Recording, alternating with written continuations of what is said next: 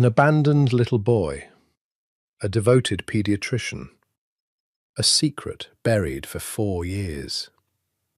Sophia never imagined that the child she rescued was actually the missing heir of a ruthless Mafia dynasty.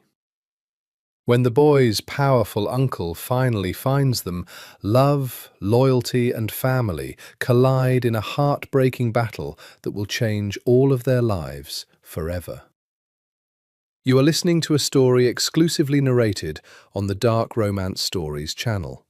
Relax and step into the world of love stories filled with mystery, emotions, and passion. Don't forget to like, subscribe to the channel, and leave a comment to support us. This content is the property of Dark Romance Stories. Please do not copy or re-upload it in any form. Rain came down over the city in sheets that night, turning the streetlights into smears of gold on the wet asphalt. Sophia Marchetti had worked a double shift at St Agnes Children's Hospital, and her feet ached in a way that reached all the way up her spine. She wanted nothing more than a hot shower and 8 hours of oblivion. She would get neither. The security guard found the boy first. "Dottoressa Marchetti!" Old Renzo came running through the emergency bay doors, his face grey. "There is a child at the gates. He's just sitting there." Sophia dropped her coffee into the trash without thinking and ran. He was small, 5, maybe 6 years old, folded into himself beneath the wrought iron arch of the hospital's east entrance, soaked through, his knees drawn to his chest. His dark hair was plastered to his forehead. Around his neck hung a cheap plastic cord, and on it a small silver medallion of St. Christopher, worn smooth. He did not cry. That was the thing that struck her first, the thing that lodged in her chest like a splinter.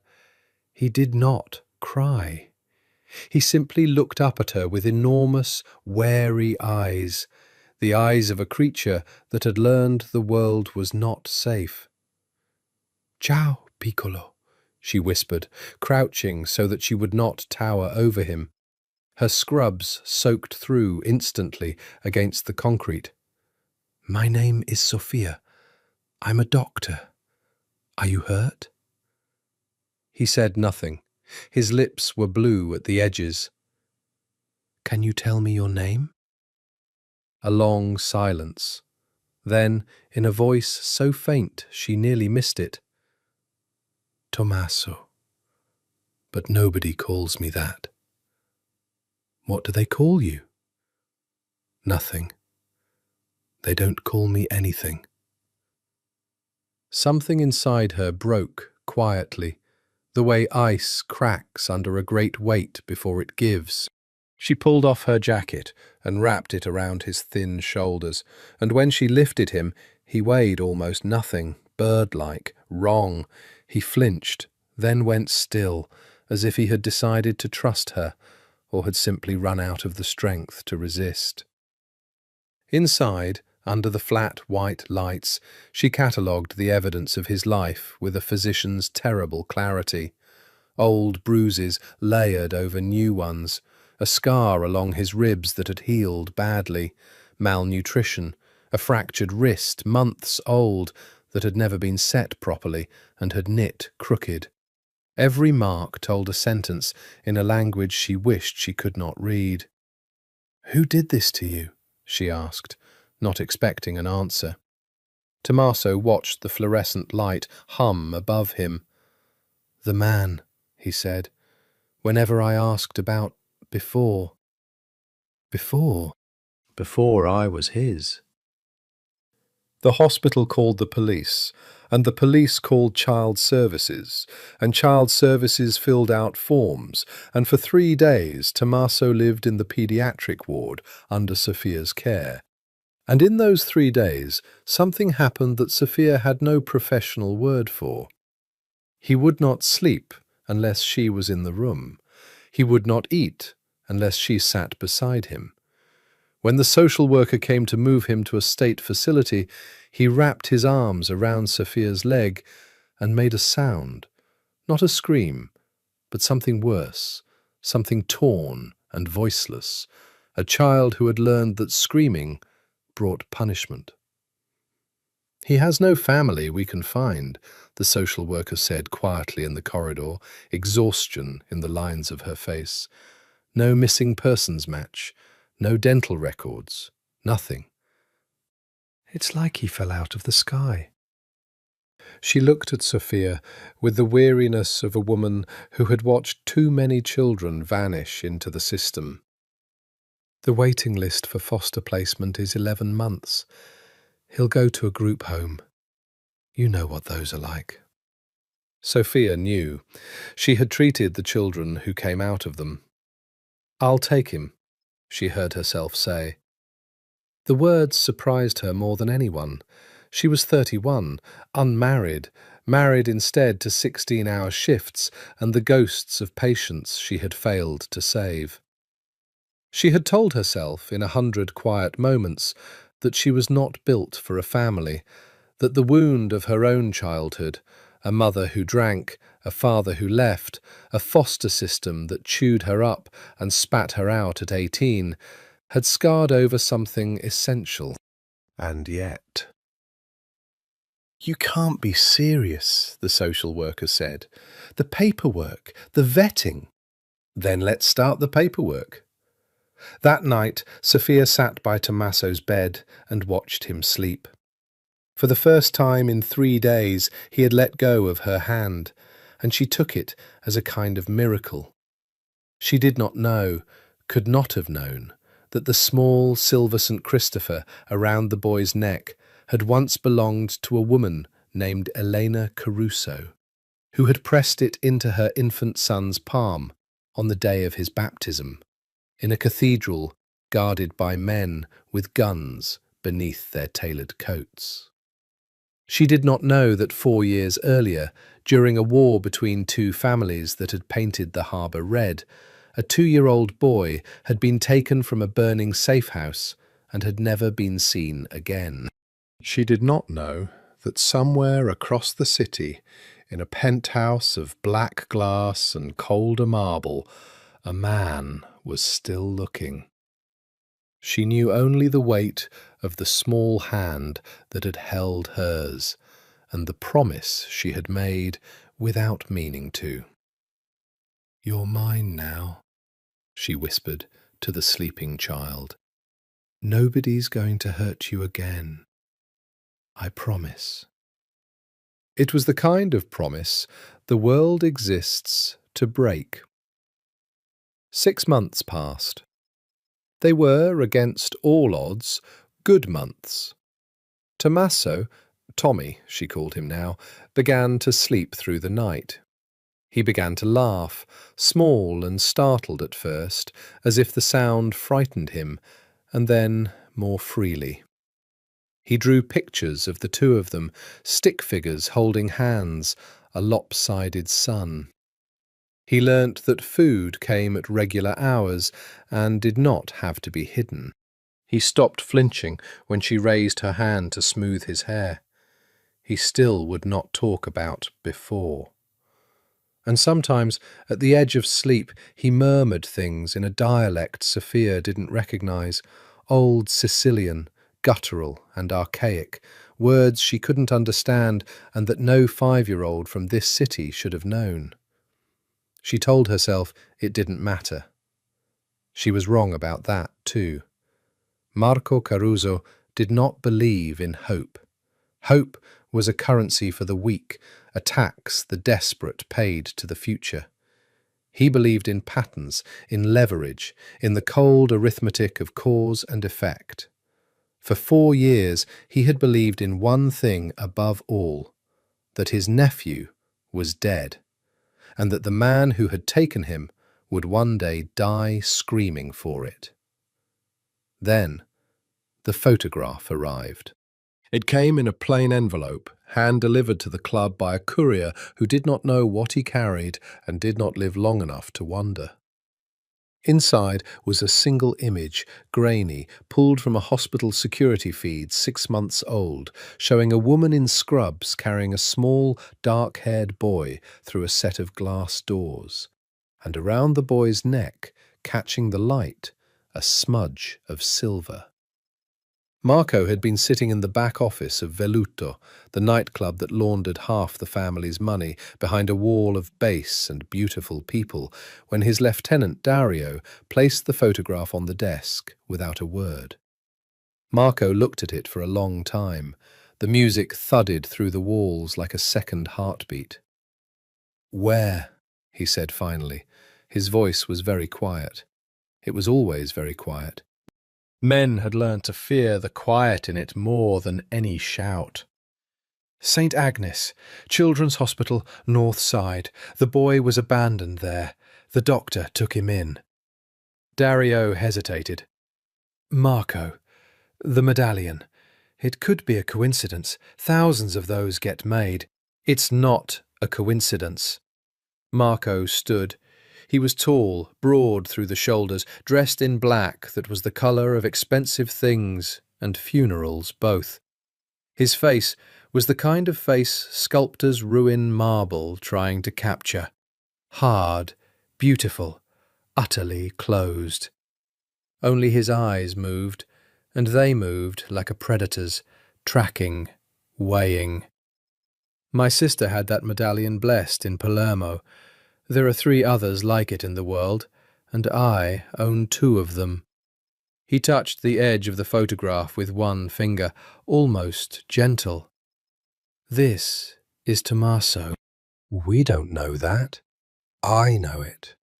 He had known it the moment he saw the boy's face, because the boy had his sister's face. Elena's face. Elena, who had died screaming in that safe-house fire. Elena, whose last words had been her son's name. Marco had held her body. Marco had promised the ashes of her that he would find the boy, or die trying. And here he was. "What do we know about the woman?" Marco asked. Dario slid a folder across the desk.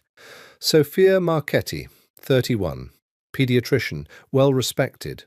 No husband, no boyfriend, no debts, no vices.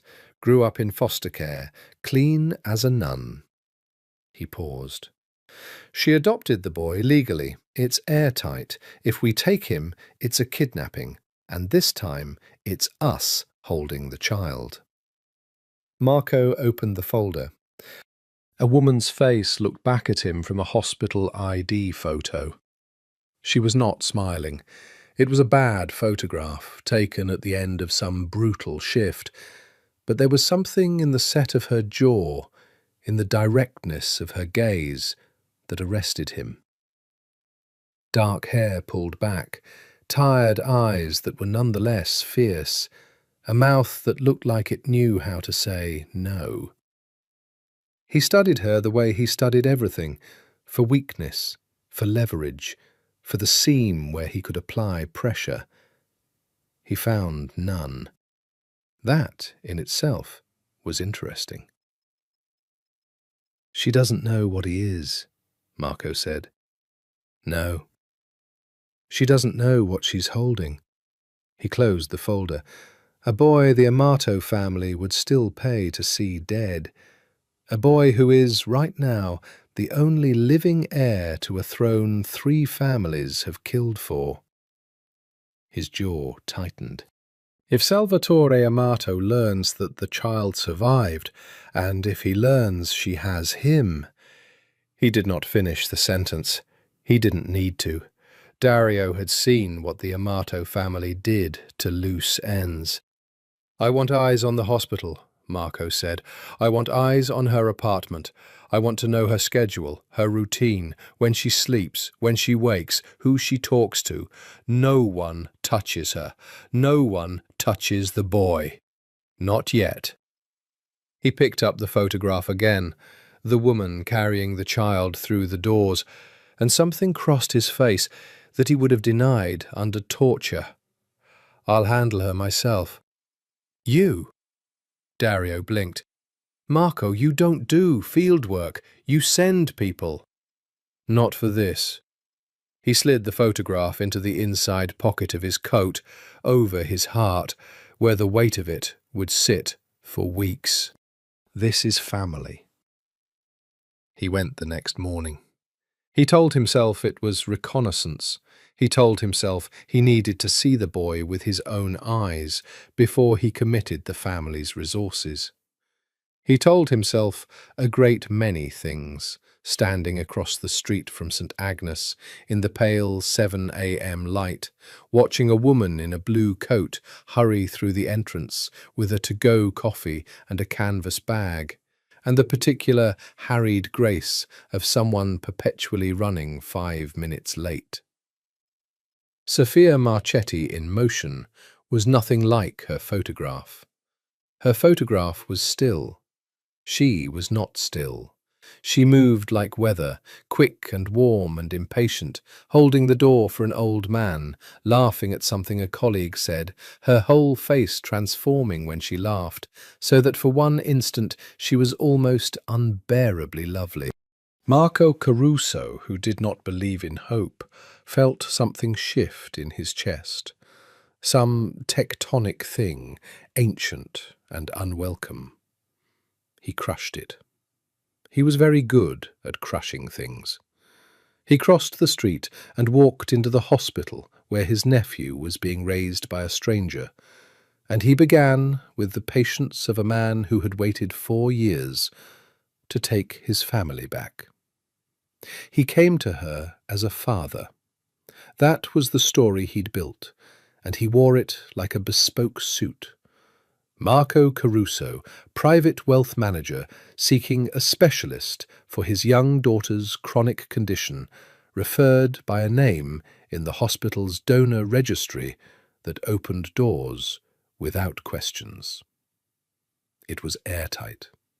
He had made it airtight, the way he made everything airtight, with money and a threat wrapped in silk. Sophia met him in her office at the end of a long day, and the first thing she noticed was that the room felt smaller when he entered it. He was, objectively, the most beautiful man she had ever seen, and this annoyed her, because beautiful men were usually a waste of a good afternoon. He wore a charcoal suit that had never seen a rack. His watch cost more than her car.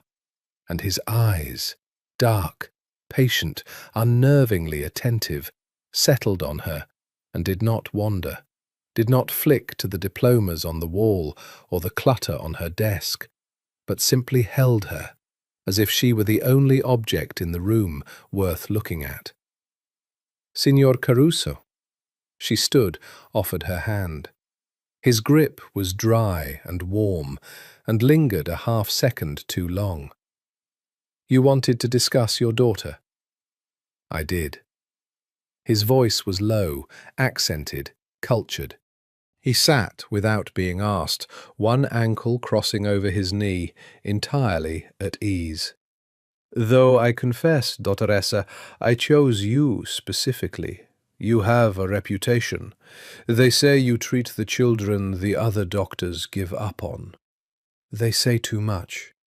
She sat, guarded now, though she couldn't have said why. Something about him set the fine hairs on her arms upright. Tell me about her symptoms. He told her a plausible story, a fabricated child, a fabricated illness, delivered with such conviction that she took notes. And all the while his eyes moved over her office, cataloguing. The drawing taped above her computer, stick figures holding hands, a lopsided sun, the child-sized rain boots by the door, the photograph on the shelf, a woman and a small dark-haired boy at the beach, both squinting into the sun, both mid-laugh. Marco's gaze snagged on the photograph and stayed there. That was Tommaso. Older than the security footage, healthy, happy. There was a lightness in the boy's face that made something clench in Marco's throat, some grief and rage and confusion he had not budgeted for. "Your son?" he asked, keeping his voice smooth as glass. Sophia followed his gaze and softened in a way she didn't notice, but he did. "My boy, Tommy. I adopted him last year."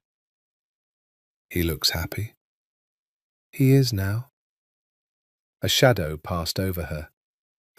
"He wasn't when he came to me. Someone had—" She stopped, professional discretion snapping shut. "He's happy now. That's all that matters." Someone had hurt him, Marco finished silently, and the rage in him found a new and terrible focus, not at her, at the man who had held his nephew for 4 years and left those marks. The man Marco was going to find and unmake slowly in a room without windows. "Children are resilient," Marco said, "more than we deserve." Something in the way he said it made her look at him again, really look, and for a moment the mask slipped, and she saw something raw beneath the beautiful surface. Grief. She knew grief. She'd spent her life among it.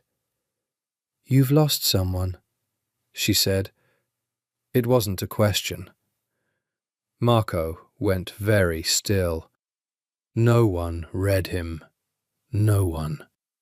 He had built his entire life on being unreadable, and this tired, sharp-eyed woman had done it across a desk in under 10 minutes.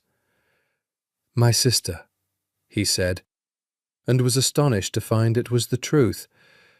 4 years ago. And her son. I've never stopped looking for him." "I'm sorry." And she meant it.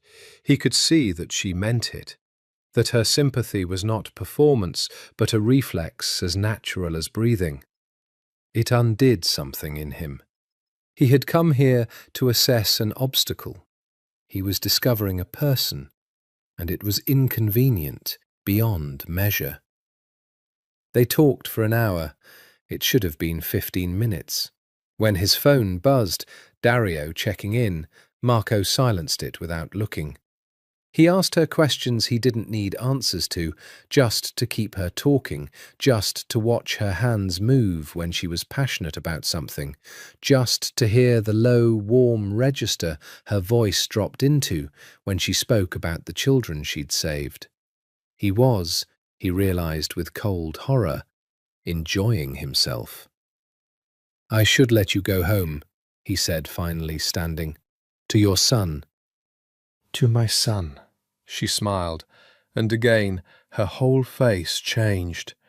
"Thank you for coming in, Signor Caruso. Send me your daughter's records, and we'll set up proper testing." There was no daughter. There would be no records. He shook her hand a second time, and again held it too long. And this time she noticed, and colour rose in her cheeks, and she withdrew her hand a little too quickly. Good, some feral part of him thought. She feels it too. He walked out into the falling evening and stood on the sidewalk and let the mask drop entirely, alone in the crowd. His heart was doing something unfamiliar. His plans, so clean an hour ago, had grown teeth and turned on him. The plan had been simple: confirm the boy, take the boy, remove the woman as an obstacle by whatever means proved cheapest. He looked back up at the lit window of her office, where her silhouette moved, gathering her things to go home to a child who was not hers, who could never truly be hers, who belonged by blood and by war to Marco Caruso, and everything Marco Caruso's name could not protect the boy from. "Cheapest means," he said to the empty air, and found, to his fury, that he no longer had the stomach for it. Sophia should have forgotten him. Men like Marco Caruso walked into her orbit sometimes. Wealthy, gorgeous, briefly fascinated by the novelty of a woman who didn't fawn, and walked out again just as fast. She had learned young not to want what she couldn't keep. But she didn't forget him. That was the trouble. She found herself thinking about him in the strangest moments, measuring a fever, filling out charts, waiting for the kettle. The way he looked at Tommy's photograph, the grief in him quickly buried, the heat of his hand around hers. She told herself she was being ridiculous. A 31-year-old woman with a child and a mortgage did not develop crushes on strange men. And then she thought about the exact colour of his eyes and told herself to grow up, and thought about them again. He didn't send the records. There was no follow-up. She was almost relieved. Then, on a Thursday 2 weeks later, she saw him again. She had taken Tommy to the little park near their apartment, the one with the crooked slide and the fountain that never worked. Tommy was chasing pigeons with the ferocious concentration of a boy discovering joy for the first time, shrieking with laughter, and Sophia sat on a bench and watched him and felt her chest ache with a happiness so large it frightened her. Across the park, half in the shadow of a plane tree, a man in a black coat stood very still. She recognized the shape of him before she recognized the face. Her heart did an idiotic little leap, and then, a half-second later, dropped into cold suspicion. Because he wasn't approaching, he wasn't waving, he was watching. Watching Tommy specifically, with an intensity that had nothing to do with a chance encounter. She stood. She kept her body angled between the man and her son, a purely animal instinct, and called, "Signor Caruso." He didn't startle. Men like him didn't startle. He simply turned his head, and for one unguarded instant she saw naked longing on his face. And it was not directed at her. It was directed at the boy. Then the mask came down, smooth and immediate, and he crossed the grass toward her with an easy smile that didn't reach his eyes. "Dottoressa Marchetti, what a coincidence." "Is it?" She didn't smile back. "You were watching my son." "I was watching children play. It's a public park." But something flickered. He had underestimated her, and he knew it, and she saw that he knew it. "I live nearby." "No, you don't." She had grown up in survival. She could smell a lie, the way other people smelled smoke. "Men who live near this park don't wear $10,000 coats to it. What do you want with my son?" Tommy, sensing the change in the air the way abused children always did, had stopped chasing pigeons and come to stand pressed against her leg, staring up at the tall stranger with wide, frightened eyes. And then something extraordinary happened. Tommy went pale. He stared at Marco, at his face, and began to tremble. "Tommy," Sophia crouched. "Baby, what is it?" "I know him," the boy whispered. He wasn't looking at Sophia.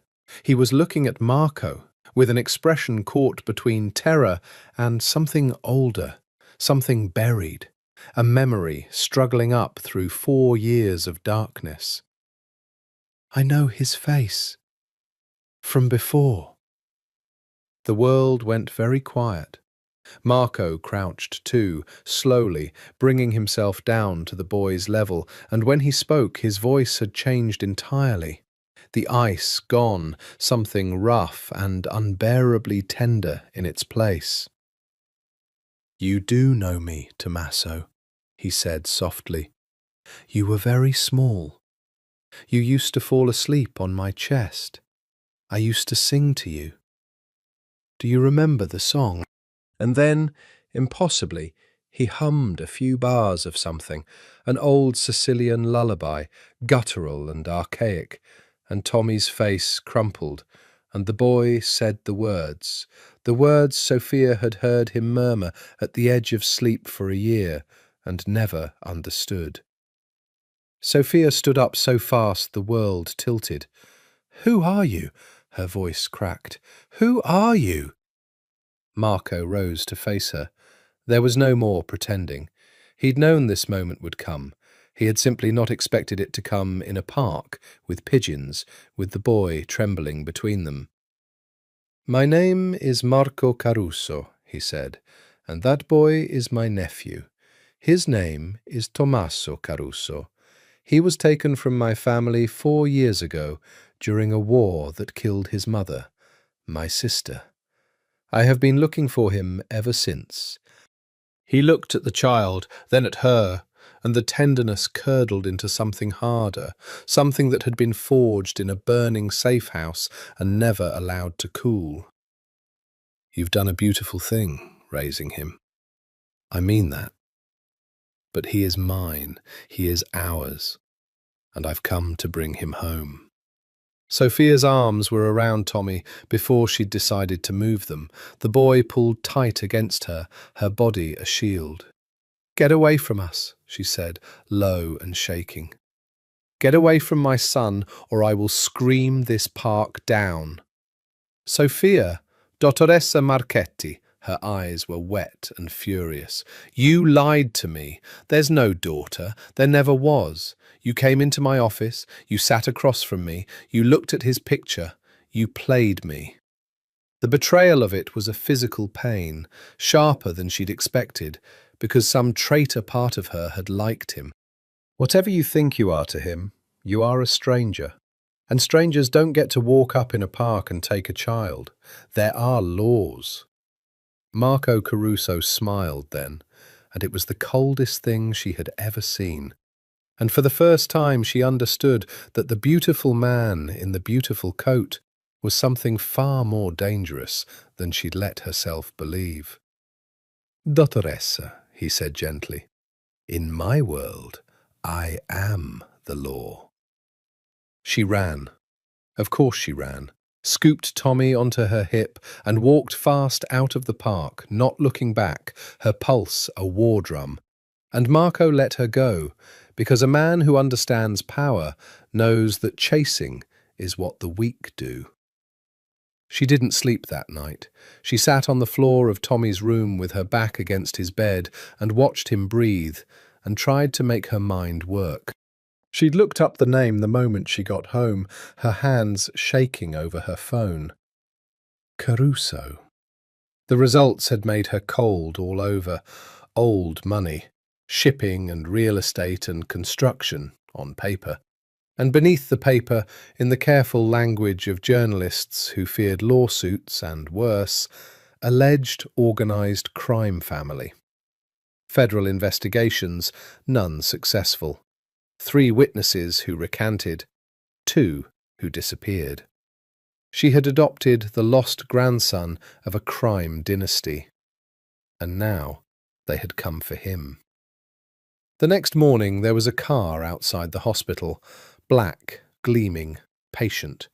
And there was a man leaning against it who was not Marco, younger, harder looking, with a scar through his eyebrow, who straightened when she approached and said with elaborate courtesy, "Dottoressa, Mister, Caruso would like a word, please." "Tell Mr. Caruso to go to hell." He anticipated you might say that. The man, Dario, opened the rear door. "He asked me to tell you that if you get in the car, no one will ever mention the word custody to a judge, and if you don't—" He shrugged, almost apologetic. "There are less pleasant ways to have this conversation. He'd prefer the pleasant one. So would I." The threat was so smooth, it took her a moment to feel its edge. Then it landed, and with it came a clarity that burned through her fear. They could take Tommy whenever they wanted. The car, the men, the money. This was a family that made people disappear. If they wanted to simply grab the boy, they wouldn't be sending a courteous man to open a door.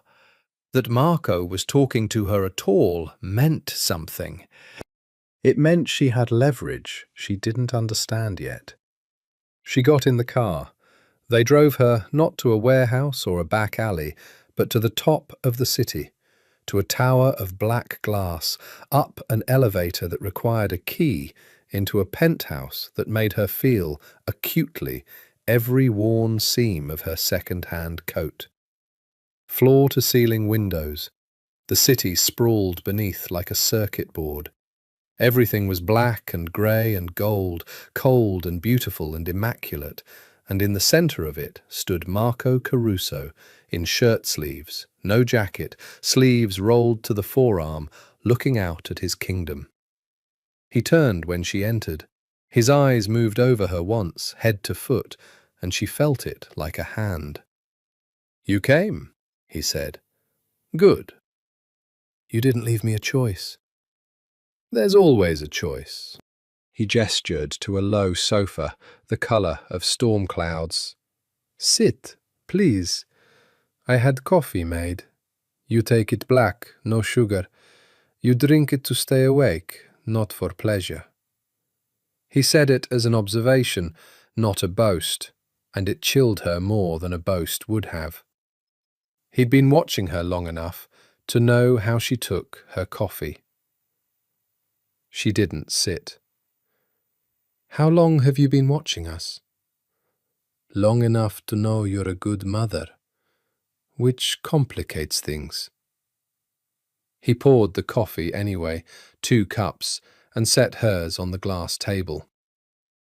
"I'm going to tell you the truth, Sophia, because I think you're the kind of person who can bear it, and because lies between us will only get people killed." He said it flatly, the way another man might discuss the weather. 4 years ago, there was a war between my family and the Amato family. In the middle of it, someone burned a house where my sister was hiding with her son. Eleanor died. The boy vanished. We assumed he burned too, until 6 weeks ago, when I saw a photograph of you carrying him into that hospital. Sophia's throat was dry. Someone had him. For 4 years. Someone... She thought of the scars, the badly set wrist, the boy who did not cry. Someone hurt him for 4 years. Yes. A muscle worked in Marco's jaw, and that someone is still out there, which is the part you need to understand. He set down his cup and came toward her, and she made herself hold her ground even as every instinct screamed to back away, because she sensed that this man punished retreat. He stopped close, too close, and looked down at her with those patient, terrible eyes. The man who took Tommaso didn't keep him out of love. He kept him as insurance, as leverage against my family. The moment he learns the boy has surfaced, the moment he learns you have him, you become a loose thread. And people who become loose threads in my world do not get to grow old. His voice dropped, low and quiet and awful. You think I'm the danger, Dottoressa. I'm the only thing standing between you and the danger. That's the truth you need to sit with. Sophia stared up at him, this beautiful, cold man who had lied to her and threatened her, and now, apparently, was claiming to be her protector. And she felt the ground of her entire life tilt beneath her. "What do you want?" she whispered. "I want the boys safe. That is the only thing I have wanted for 4 years." He was close enough now that she could see the exhaustion beneath the ice, the 4 years of it. "And you want the same thing. So we are. whether either of us likes it, on the same side. He stepped back at last, giving her room to breathe. I'm not going to tear him out of your arms, Sophia. I saw his face when he looked at you. I'm not a monster, whatever the newspapers say. A pause. But I am not letting him go either. So we're going to have to find a third way. Together. Starting now. The third way, it turned out, meant Marco Caruso moving into her life like weather moving into a valley, total, inescapable, reshaping everything. He did not ask permission, that was not in his nature.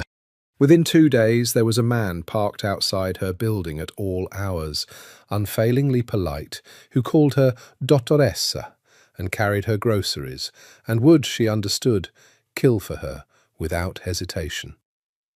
Within 3 days her locks had been replaced with something a bank would envy. Within a week she had stopped pretending she could refuse the car that appeared each morning to take her and Tommy wherever they needed to go. I have a life, she told Marco, furious on the phone. I have a job. I can't live like a prisoner. You're not a prisoner, he said. You're protected. There's a difference. Prisoners can't leave. Then I'm leaving. Where will you go? His voice was maddeningly calm. You have no family. Your savings would last 2 months. And the moment you step outside my protection, you're exposed. You and the boy. A pause. I'm not saying it to frighten you. I'm saying it because it's true, and you deserve the truth even when it's inconvenient. Stay angry at me. I'd rather you angry and alive. She hated that he was right. She hated it more because underneath the fear and the fury, some part of her had begun to unclench.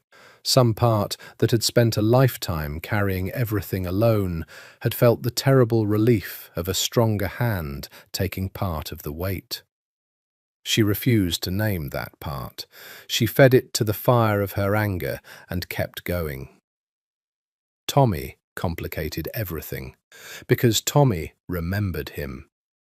It came back in fragments, the way trauma releases its hostages, slowly, unpredictably, at 3 in the morning.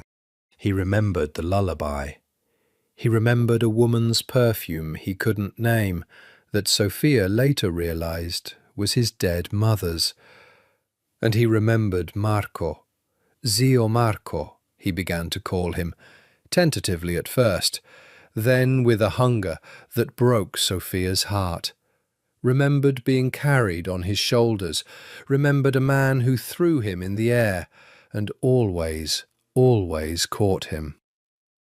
The first time Marco came to the apartment, Tommy flew across the room and threw his arms around the man's legs and sobbed, and Marco Caruso, cold, dangerous, the law in his own world, dropped to his knees on Sophia's cheap linoleum and held the boy, and pressed his face into the child's hair, and did not move for a very long time. When he finally looked up, his eyes were wet, and he didn't bother to hide it, and Sophia had to leave the room, because she couldn't watch it without her own composure cracking. She stood in her kitchen with her hands braced on the counter and thought, I can't compete with this. This is his blood. His family, his right. And underneath that, smaller, more shameful, I don't want to lose either of them. Because that was the thing she couldn't say aloud, the thing that terrified her more than the Amato family, or the guns, or the men outside her door. Somewhere in the mess of it, watching Marco with the boy, watching the ice in him melt for a child, she had stopped being able to tell where her fear of him ended and something far more dangerous began. You're good with him, she said that night after Tommy was asleep, standing in the doorway of her own living room while Marco looked out at the city. He had a way of turning any room into his. He's easy to love. Marco didn't turn around. The Carusos are not, as a rule, easy to love. He's the exception. A beat. He gets that from his mother. Tell me about her, Elena. He was quiet so long she thought he wouldn't. Then, she was 3 years younger than me. She was the only person in my life who was never afraid of me. He said it simply, and the loneliness in it was vast. When our father died and I took the family, everyone changed how they looked at me. They started calculating. Elena never did. She'd still throw a shoe at my head if I deserved it. A ghost of a smile. She married a man I didn't approve of, Amato blood, distantly. That's what started the whole thing in the end. I told her it was too dangerous. She told me to mind my own business and let her be happy. His hands tightened at his sides. She was right. I should have protected her better instead of lecturing her. When the war came, I was too slow. By the time I got to the safe house, it was already burning. Marco. His name came out of her softly, without permission. He turned at last, and the look on his face stopped her breath. I held her while she died, Sophia. Her last word was his name. Tommaso. I promised her I would find him. His voice was steady, which was worse than breaking. For 4 years I thought I'd failed her. And then a paediatrician with no idea what she was carrying pulled my nephew out of the rain and gave him back his childhood. He crossed the room to her slowly, and she found she couldn't move. You have no idea what you've done for me, what you gave back to me. I came here prepared to hate you, or to buy you off, or to remove you. He stopped inches away. I can't do any of those things. That is a very significant problem, Dottoressa, and I do not yet know what to do about it. Her heart was slamming. What are you saying? I'm saying, Marco Caruso murmured, that in 20 years no one has surprised me, and you've done it 3 times in a week. His eyes dropped to her mouth and rose again. I'm saying I came here for the boy, and I'm no longer entirely certain the boy is the only reason I keep coming back. The air between them was electric, unbearable, and Sophia, sensible, guarded Sophia, did the most reckless thing she had done in years. She didn't step back. He didn't kiss her that night. That was the thing that undid her in the end. Not that he tried, but that he didn't. He stood inches from her, close enough that she could feel the heat coming off him, close enough that all she would have had to do was tilt her chin, and instead he lifted one hand and very slowly tucked a strand of hair behind her ear, his fingertips grazing her jaw. And then he stepped back. Not like this, he said, his voice rough. Not when you're afraid of me. When you come to me, Sophia, and you will, it won't be because you have nowhere else to go. It'll be because you chose it. I don't take things that aren't freely given. A pause, dark and certain. Everything else I take. But not that. Never that. Then he left, and she stood alone in her living room, with her heart pounding and her skin alight, and a fury at herself that lasted precisely until she fell asleep, thinking about the graze of his fingers on her jaw. The days took on a strange rhythm after that. Marco came most evenings, ostensibly for Tommy, and he was there for Tommy, reading to him, teaching him chess with a patience that astonished her, sitting with him through the nightmares that still came. But he stayed after Tommy slept. They talked. God, how they talked. She told him things she'd never told anyone, about the foster homes, about the mother who chose the bottle, about the particular loneliness of a child no one comes back for. He listened the way he did everything, completely, without flinching, without the reflexive comfort most people offered to make themselves feel better. "That's why the boy," he said one night, not a question. "You saw yourself in him, a child no one came back for." Yes. She'd never admitted it aloud. "I couldn't save the child I was, so I saved him." Marco looked at her for a long moment. And now his family has come back, his actual family, after 4 years. He said it carefully. "That must feel like a threat to the whole thing you built." "It is a threat." Her voice was thin.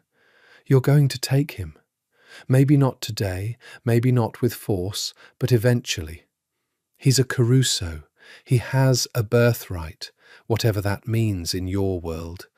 And I'm a paediatrician with a 2-bedroom apartment and a St. Christopher medallion I didn't understand." She hated the tears that came. "I know how this ends, Marco. It ends with me alone again." "It always ends with me alone again." And Marco Caruso, who did not comfort, who did not lie, who did not make promises he couldn't keep, crossed the room and pulled her against his chest and held her while she cried, one hand cradling the back of her head, and said into her hair fiercely, "No, not this time. Whatever else happens, not this time. You have my word, and I have never in my life broken it." She should not have believed him. Every hard lesson of her life said not to believe him. She believed him anyway. The threat, when it came from the outside, the way she'd always feared. It started small. The polite man outside her building, Enzo, she'd learned his name was. He had 2 daughters and showed her their pictures. Noticed a car that circled the block twice too many times.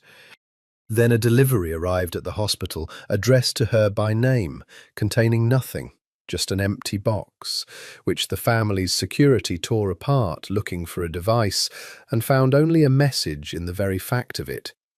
"We know where you work." Then Tommy's school called. A man had come to the gates asking about a boy matching Tommy's description. He'd given a false name. He'd left before anyone could stop him. Marco's face, when he heard this, was the most frightening thing Sophia had ever seen. Not loud, not violent, just a stillness that fell over him like a shroud, a stillness that made even Dario go quiet. "Amato," Sophia said.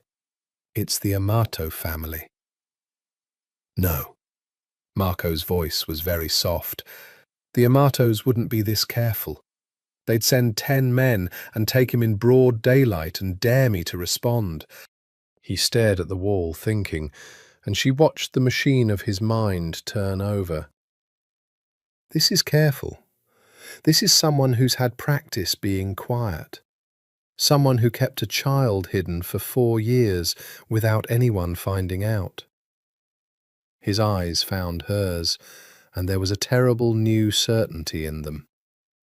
This is the man who took him. And he's not trying to grab the boy, not yet. He's watching. He wants to know what he's dealing with before he moves. What does he want? To make the boy disappear. Marco said it flatly. Tommaso is the only living witness to what happened 4 years ago. The only person who could, someday, point at a face and say, "That man." As long as the boy was hidden and broken and afraid, he was controllable. Now the boy is safe and healing and remembering. He looked toward the hallway, toward the room where Tommy slept. That makes him a threat that has to be erased. The word erased sat in the room like a live thing. Sophia felt her legs go weak and made herself stay standing. Then we go to the police. And tell them what? That the head of the Caruso family is worried about his nephew? Marco's smile had no humour in it. The police in this city are bought or afraid, and the honest ones can't protect you from a ghost. No, we do this my way. He came to her, took her face in both hands, and for once there was nothing cold in him at all, only a fierce, consuming resolve that stole her breath. I need you to trust me, Sophia, completely, more than you've ever trusted anyone. Because to keep him alive, I'm going to have to do things that will frighten you, and I need you not to run from me when I do.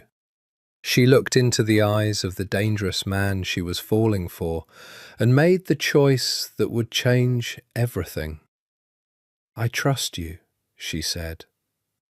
He took them to the mansion. It sat behind high walls on the coast, an hour outside the city, an old estate of pale stone and dark cypress, beautiful and fortified, with men at the gates who did not smile and cameras hidden in the olive trees. This was the Caruso seat, the house where Marco had grown up, where his father had died, where the family gathered for the rituals that held it together. Sophia felt like an impostor the moment she crossed the threshold, and Marco, reading her as easily as he read everything, put his hand at the small of her back and said quietly, "You belong wherever the boy is. And the boy is here. So you belong here. Anyone who suggests otherwise answers to me." The family was not, to put it mildly, prepared to welcome her. Marco's aunt, Costanza, a formidable woman of 70 in perpetual black, the family's matriarch and keeper of its memory, took one look at Sophia and one look at Tommy and burst into tears. The first and last time Sophia would ever see her cry. She gathered the boy into her arms, this great nephew back from the dead, and murmured over him in the old dialect.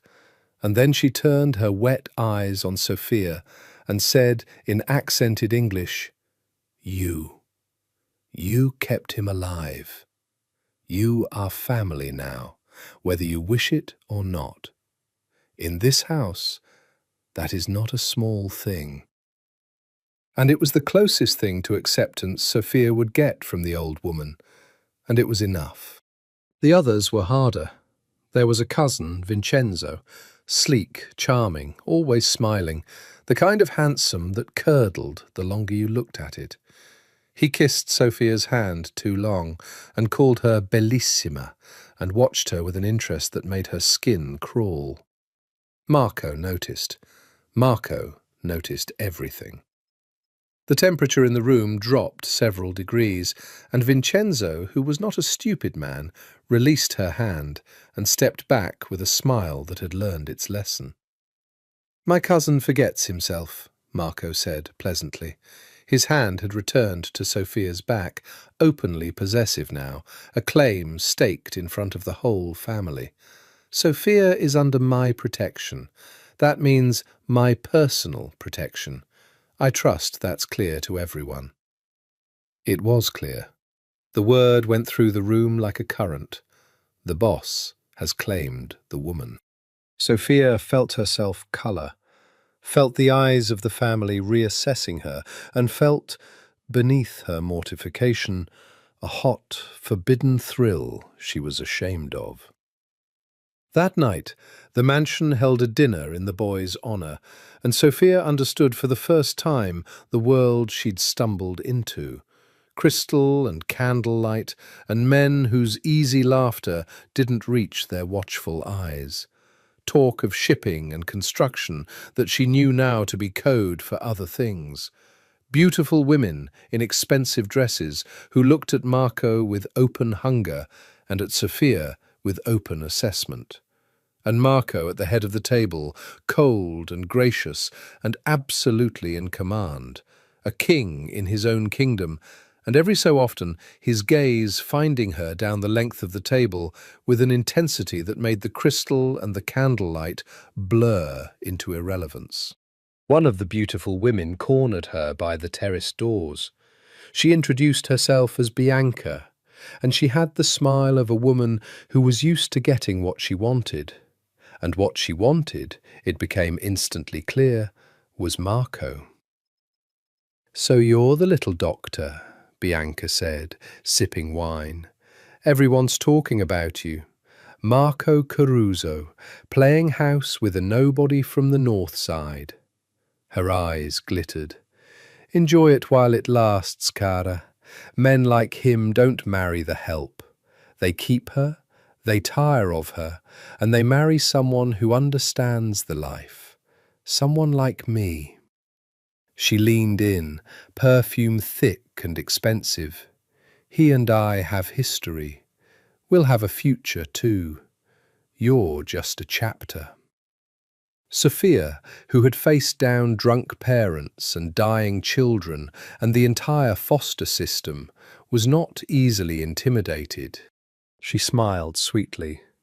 "Then I hope you enjoy the chapter you're in, Bianca, because from where I'm standing, it looks a lot like the epilogue."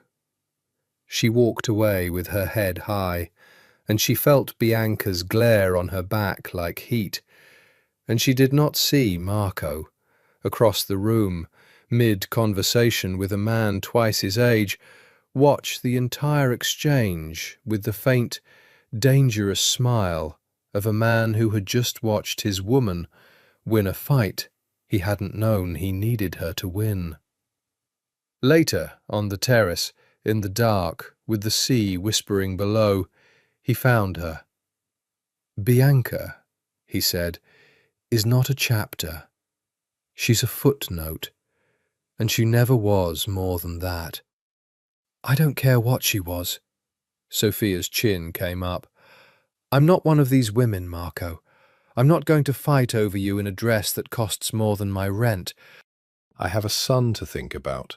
That's the only reason I'm here." "Is it?" He came to stand beside her at the railing, close, the sea wind moving his hair. "The only reason?" "Yes." "Look at me and say it." She turned, she looked at him, and the lie died in her throat, because his eyes in the darkness were doing something to her insides that no reasonable woman should permit, and she was so tired of being reasonable, so tired of being alone, so tired of wanting the one thing she'd told herself she couldn't have. "Marco," she breathed. "Say my name like that again," he said, low and rough, "and I will not be responsible for what happens next." She said it again. He kissed her like a man who had been starving and had finally been given permission to eat. There was nothing careful about it, none of the restraint he'd shown in her living room, none of the "not like this." This was like this, exactly like this, his hands framing her face and then sliding into her hair and then dropping to her waist to pull her hard against him. And Sophia, who had spent a lifetime holding herself apart, felt something inside her simply let go. She kissed him back. She fisted her hands in the lapels of his jacket and kissed him back like she meant it, like she'd been meaning to since the moment he'd walked into her office and made the room feel small, and he made a low sound against her mouth that she felt everywhere. "I told you," he murmured against her lips, "that you'd come to me." "Don't gloat." She dragged his mouth back to hers. "It's unbecoming." He laughed, actually laughed, the sound rare and rough and startled out of him, and lifted her clean off her feet, and she wrapped her arms around his neck, and the sea whispered below, and for one perfect suspended moment the mansion and the family and the war and the danger all fell away, and there was only this. A cold man made warm, and a guarded woman made reckless, on a dark terrace, choosing each other. "The boy's asleep," she whispered. "Costanza's with him. I know." His forehead rested against hers, both of them breathing hard. "Sophia, I need you to understand what this is, what I am." His hands tightened. "When I want something, I don't want it halfway. If you do this, if you let me have you, I won't share you, I won't let you go, and I will burn down anything that threatens you." That's not romance, that's a warning. I'm not a safe man to love. I know, she held his gaze. I've known since the park. I stopped wanting safe a long time ago. Safe never came back for me anyway. Something broke open in his face at that, some final wall, and he carried her inside. What happened between them that night was not gentle, and it was not simple, and it changed both of them in ways that neither would fully understand until much later. He was possessive and reverent by turns, murmuring to her in Italian, learning her like a language he intended to master. And she, who had never in her life felt fully wanted, only useful, only needed, felt for the first time what it was to be chosen, utterly, without reservation, by a man who could have anyone, and had decided, with the terrifying focus he brought to everything, that he wanted only her. Afterward, tangled in dark sheets in a room that smelled of him, she lay against his chest and listened to his heart slow, and thought, "This is a mistake. This is the most dangerous mistake of my life." And she didn't move.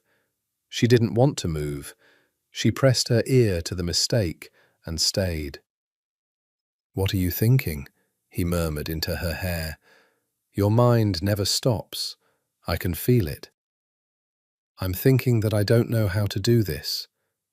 She traced an old scar along his ribs. He had his own catalogue of them, she discovered, a violent history written on skin. "I don't know how to be someone's. I've never belonged to anyone.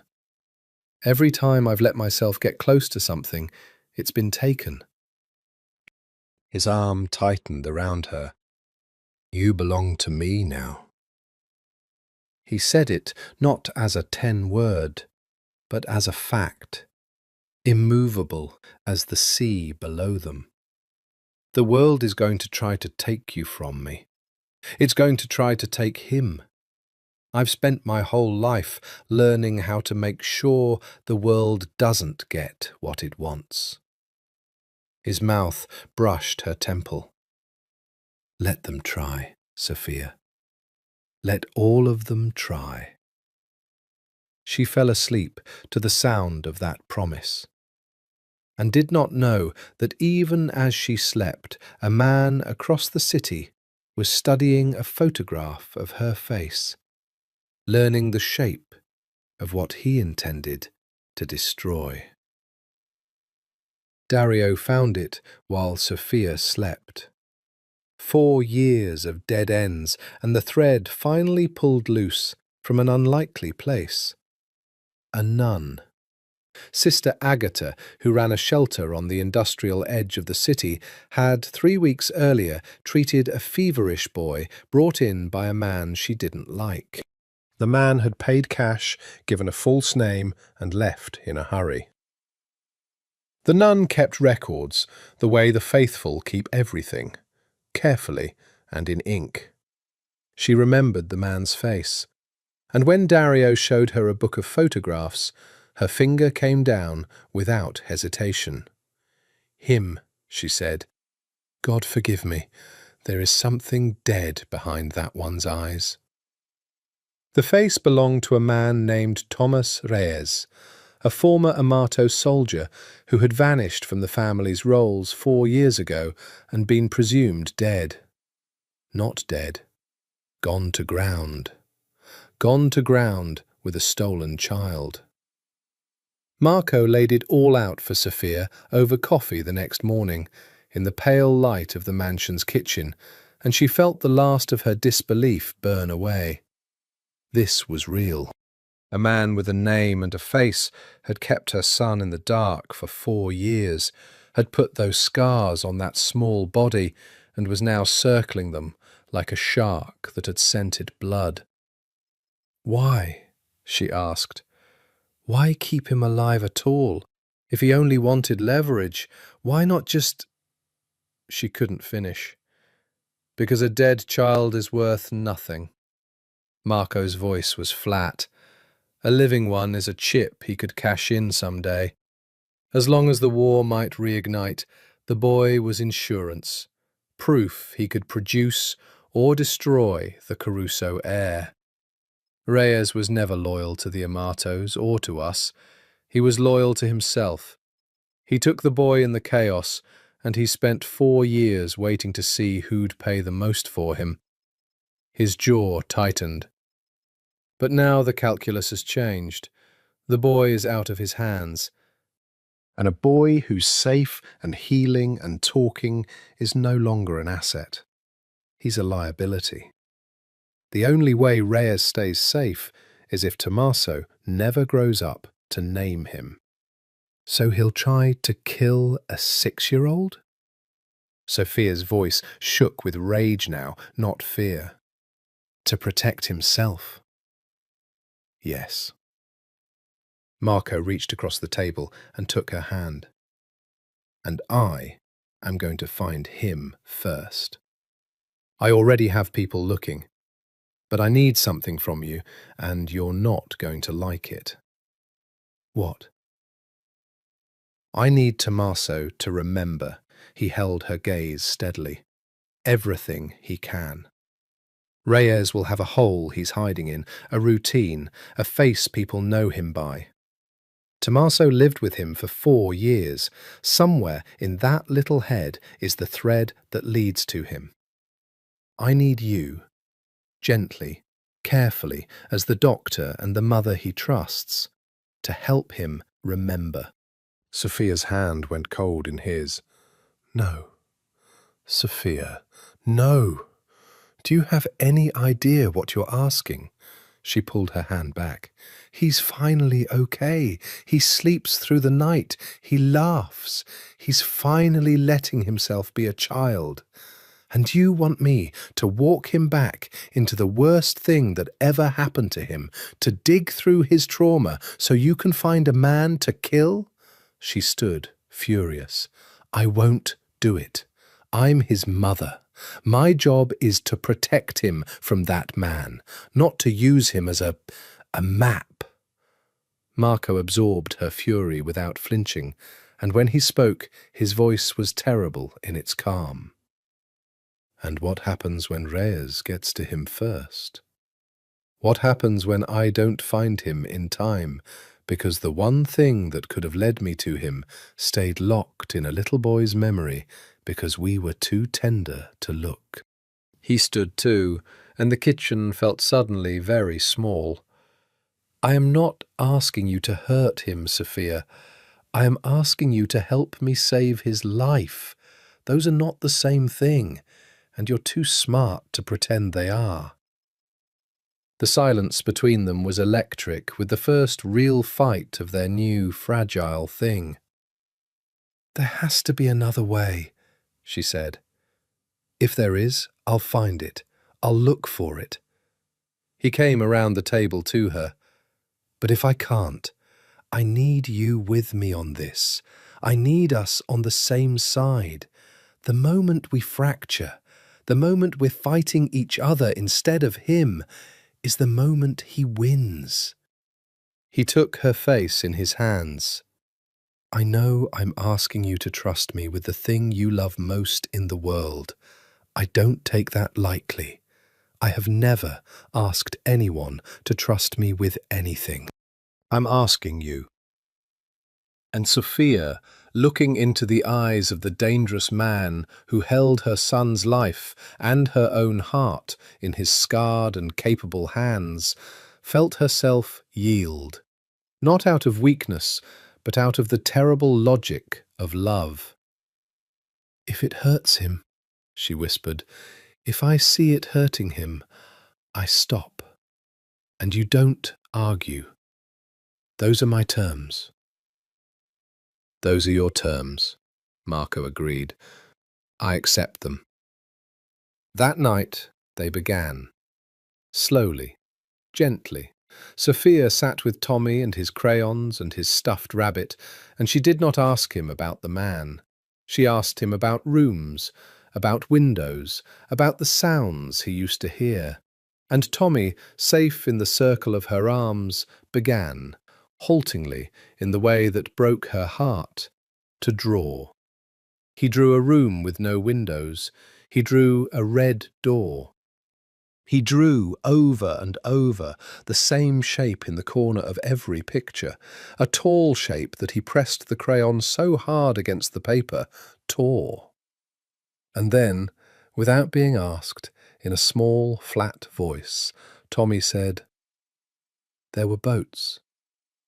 I could hear boats at night, big ones, and a bird that never stopped. He looked up at Sophia with his enormous, solemn eyes. It went like this. And he made a sound, a low, repeating, mechanical wail. Marco, in the doorway, went utterly still. That's not a bird, he said softly. That's a foghorn. His eyes met Sophia's over the boy's head. He's near the water. The old harbour. The old harbour was a graveyard of the city's industrial past, a maze of rusting cranes, derelict warehouses, and shipping containers stacked like a giant's abandoned toys, all of it wrapped in the perpetual mineral smell of salt and diesel. It was the kind of place where a man could disappear, and it was the kind of place where a body could disappear even more completely. Marco went himself. Of course he went himself. Sophia begged him not to.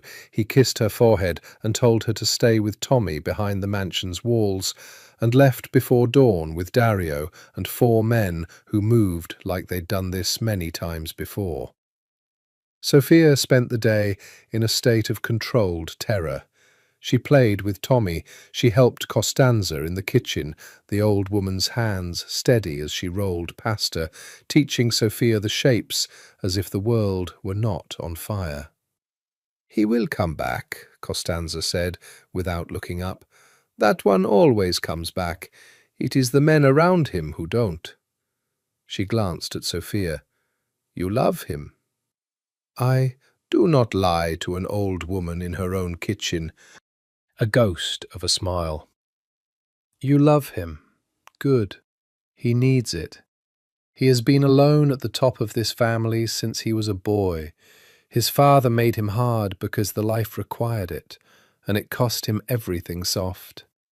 And then Elena died, and the last soft thing died with her. Costanza's flower-white hands paused. Until you. I have watched him look at you. He looks at you the way a man looks at a door he thought was walled up. Be careful with that, Philia. A hard man's heart, once it opens, does not know how to close again.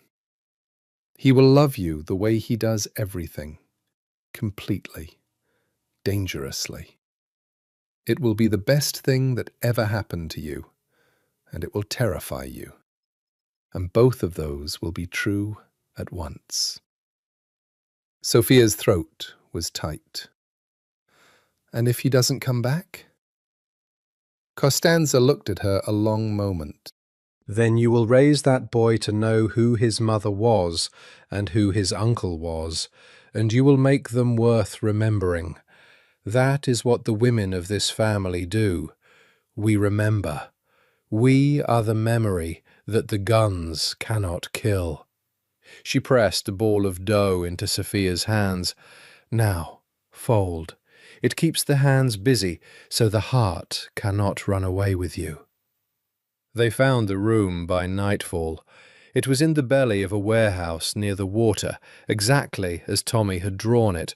No windows, a red door, the low, repeating wail of the foghorn threading through the walls.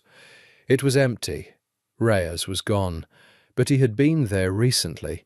There was food, a cot, a child's drawings still taped to the wall, and Marco stood in the middle of that terrible small room where his nephew had spent 4 years and felt a rage so total it emptied him out. There was a photograph pinned to the wall, recent, of Sophia carrying Tommy out of the school gates, a red circle drawn around the boy's face. And beneath it, written in block letters, a message left for whoever came looking. You found the room. You won't find me. Give me the boy, or I take him. You have until Sunday. Ah. Marco tore the photograph off the wall. His hand did not shake. That was the frightening part. Dario, watching, would say later that he had never seen the boss so calm, and that the calm was worse than any fury.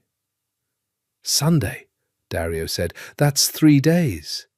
He's not going to wait until Sunday. Marco folded the photograph and put it in his pocket, over his heart, next to the first one. The deadline is theatre. He wants us to feel like we have time, so we make a mistake. He's going to move before Sunday, when we're not braced for it. He turned, already walking, already 3 steps ahead. He knows where she works.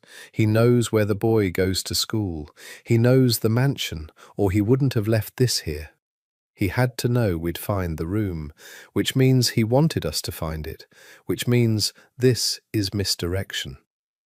His mind was a machine now, cold and merciless and beautiful in its function. He wants us focused on the harbour, on him, on the deadline, which means the real move is somewhere we're not looking. Dario's face changed. The mansion? No. The mansion's a fortress. Marco stopped walking. Something cold moved through him. But she doesn't stay in the fortress, does she? She has a job. She's a doctor. She goes to that hospital because I couldn't talk her out of it. Because she said children were dying and she wasn't going to let a war stop her from her work. His voice had gone very quiet and very fast. She's on shift tonight. The 2 men looked at each other in the reeking dark of the empty room. Then they ran. Marco was dialing before they cleared the warehouse door. The phone pressed hard to his ear, the ring stretching endlessly into the salt, wet night. Pick up, pick up, pick up. She didn't pick up, because Sophia Marchetti, 40 minutes earlier, had received a call from the hospital. A child in crisis, her patient, a boy she'd fought for through 3 surgeries. And she had looked at the men Marco left to guard her, and she had made the decision that good people make, the decision to go where the suffering was, and she had slipped out a side door of the mansion, the way a woman who grew up surviving learns to slip out of anywhere. And she had driven to St. Agnes alone, and she had walked in through the emergency bay doors under the flat white lights. And somewhere in the shadows of the parking structure, a man with dead eyes and a photograph of her face had watched her come and smiled and begun to move. The child in crisis was real. That was the cruelty of it. Reyes hadn't fabricated the emergency. He'd simply waited for one, waited for the inevitable night when Sophia's own goodness would pull her out from behind the walls. He knew her now.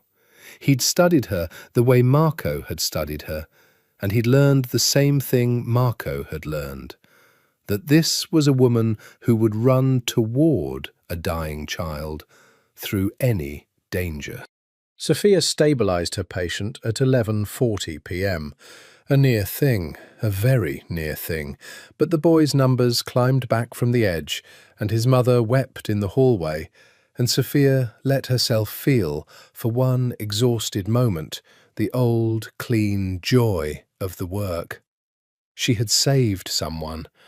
Whatever else was burning down in her life, she had reached into the dark and pulled a child back.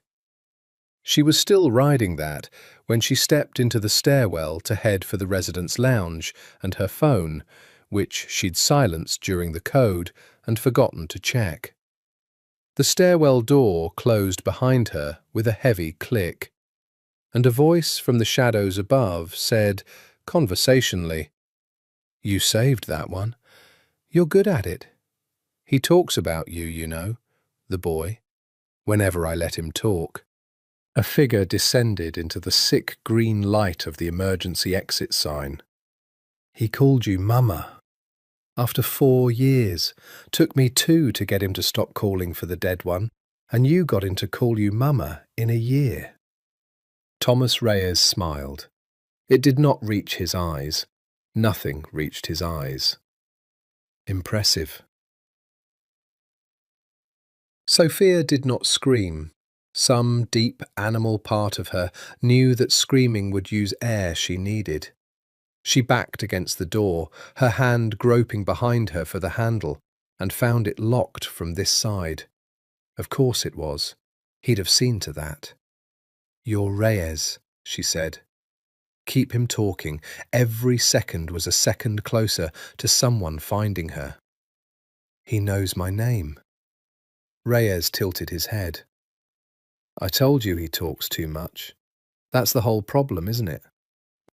A boy who talks is a boy who remembers. And a boy who remembers is a boy who costs me my life someday. In a courtroom or an alley, doesn't matter which." He came down another step. There was a gun in his hand now, held loose, almost lazy. "I don't want to hurt you, Doctor. I mean that. You've got no part in this. You just picked up something that was mine and didn't know it was radioactive." Another step. "So here's the deal. You're going to bring me the boy. Tomorrow, someplace quiet, and I'm going to make him disappear somewhere no Caruso will ever find him. And you're going to go back to your little life and save more dying children, and no one has to bleed on these stairs tonight." "You'll kill him." Her voice was steel. "The second you have him, you'll kill him." "Yes." Reyes didn't bother to lie. "But you won't have to watch. That's the kindness I'm offering." He raised the gun. "Or I take him the hard way, and you and everyone standing near you finds out how hard it gets. Your choice, Mama. But you should know, I've killed people I liked a great deal more than I like you." And that was when the stairwell door at the top of the flight, the one behind Reyes, opened without a sound, because Marco Caruso had learned over a violent lifetime exactly how to open a door without a sound. Sophia saw him first. She kept her eyes on Reyes with an effort that cost her everything, because she understood in a flash of terrible clarity that if her gaze flicked upward, Reyes would turn, and the one advantage they had would evaporate. "You don't have to do this," she said to Reyes, loudly, to cover the whisper of movement above. "There are other ways to be safe. You could run, disappear. Marco Caruso is a reasonable man. Reyes laughed, an ugly sound.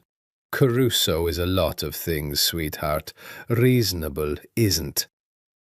He never finished the sentence.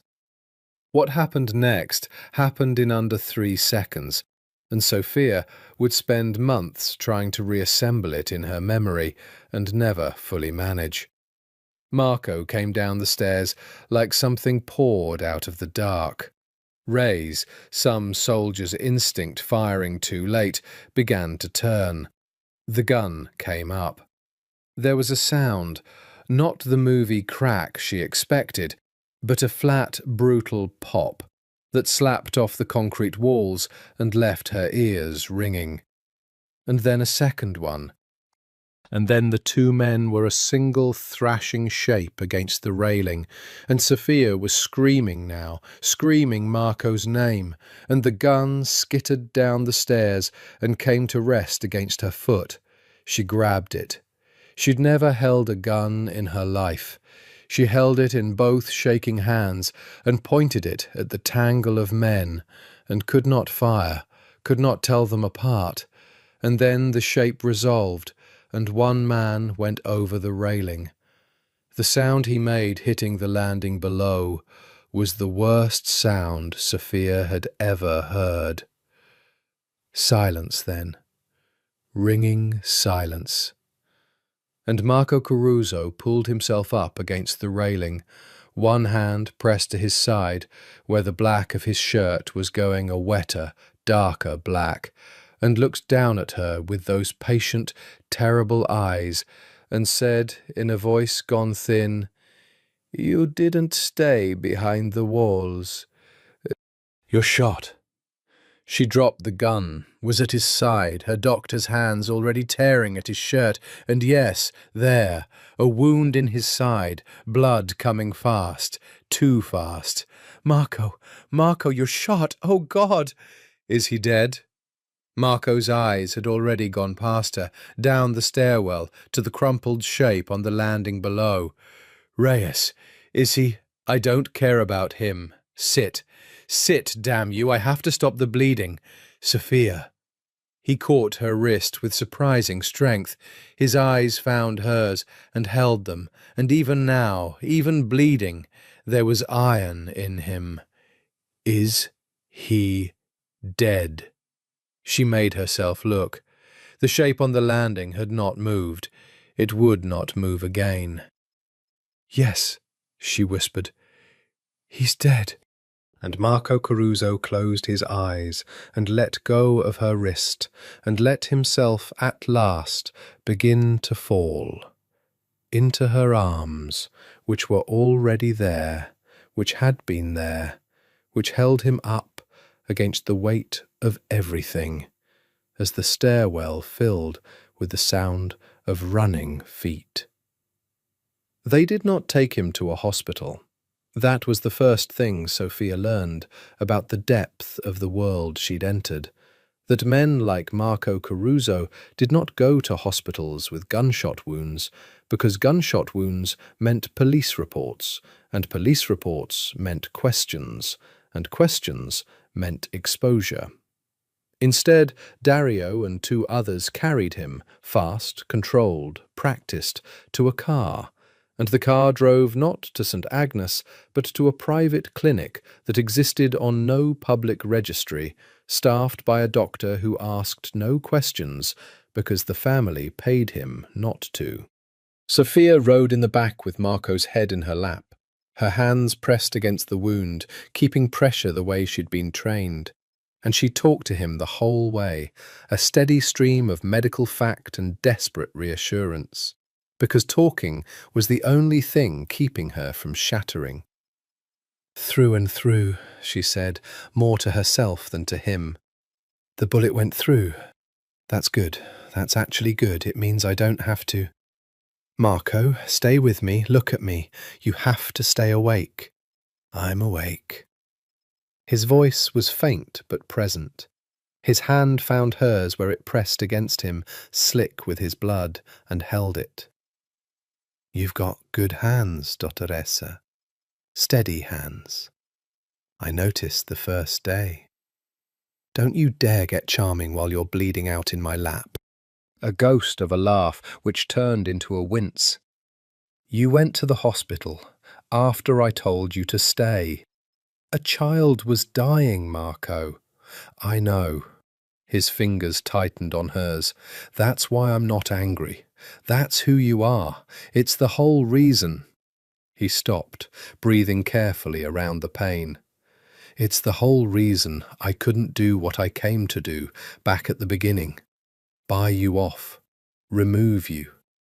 You kept being good, right in front of me, and I'd forgotten people could just do that, be good, for no profit. His eyes drifted, then snapped back with effort. Don't ever stop, even when it terrifies me. Don't ever stop being what you are. Marco, if I don't wake up, you're going to wake up. If I don't. The iron again, faint but unbroken. The boy goes to Costanza. She'll raise him right, and she'll let you stay. I've already written it. It's already done. You'll never be separated from him, I made sure. And there's money, enough that you'll never have to run toward danger for a paycheck again. Stop it! Her tears were falling on his face now, mixing with the sweat and the grey pallor. Stop making arrangements for your own death. I'm not going to let you die. Do you understand me? I have brought children back from further than this. You're a grown man with a through and a strong heart, and I am the best doctor you are ever going to have your bloody hands on, and I am not going to let you die. So shut up and breathe.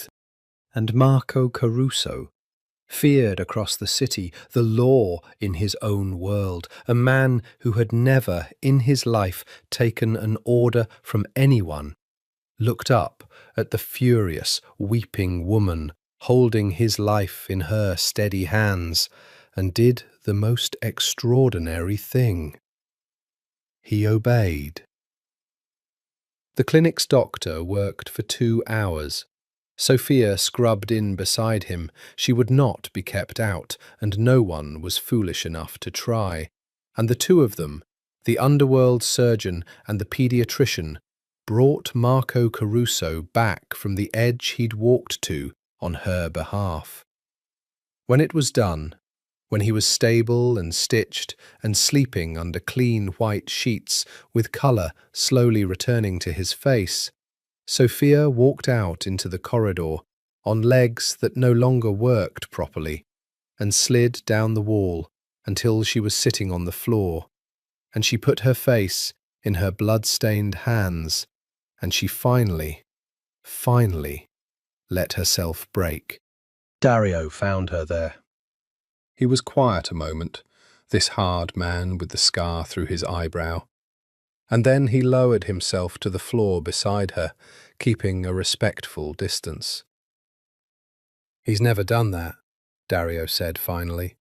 In 15 years, gone in himself. Field work, the wet stuff, the risk. He sends people. He sends people, Dottoressa.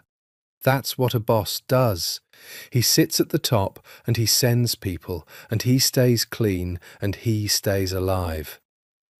Dario shook his head slowly. He went into that stairwell himself.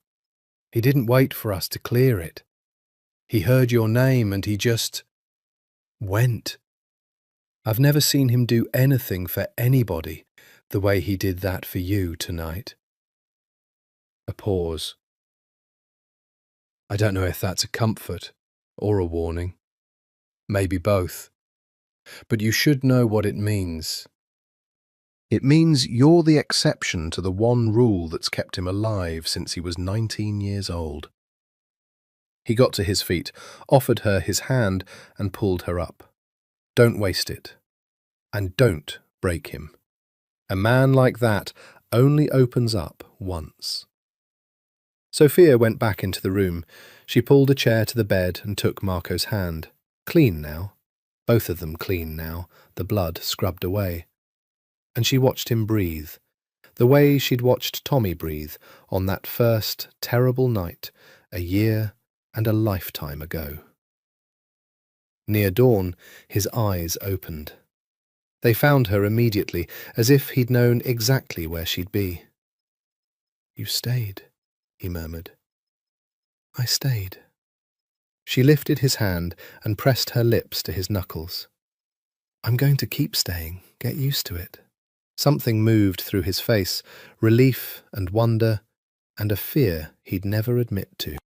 "The boy's safe," he said. "Reyes is gone. It's over."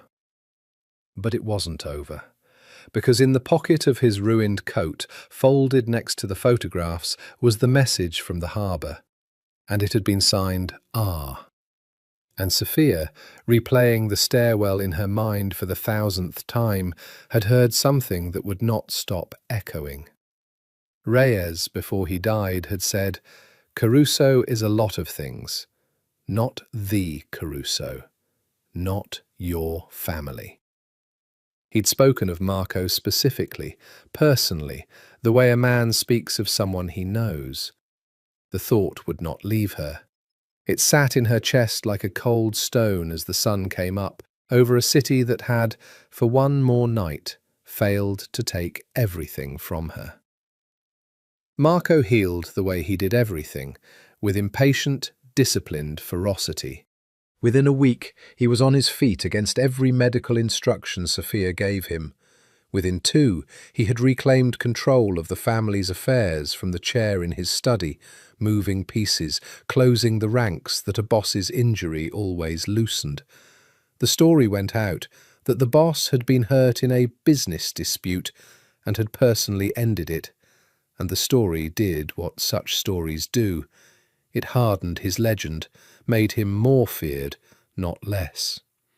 A boss who does his own killing is a boss no one crosses twice. But Sophia couldn't shake it, the stone in her chest, the thing Reyes had said. She started, quietly, to pull the thread. She was a doctor. She knew how to gather a history, how to notice the detail that didn't fit the diagnosis. And there were details that didn't fit. Reyes had been an Amato soldier. Everyone said so. But the harbour room had held a filing box, and in the chaos of that night no one had thought to take it. And Sophia had gone back, alone, telling no one, because she was learning the family's habits of secrecy faster than she liked, and retrieved it before the family's cleaners scrubbed the site. Inside were 4 years of a kidnapper's records. Payments received, instructions given. And the payments had not come from the Amato family.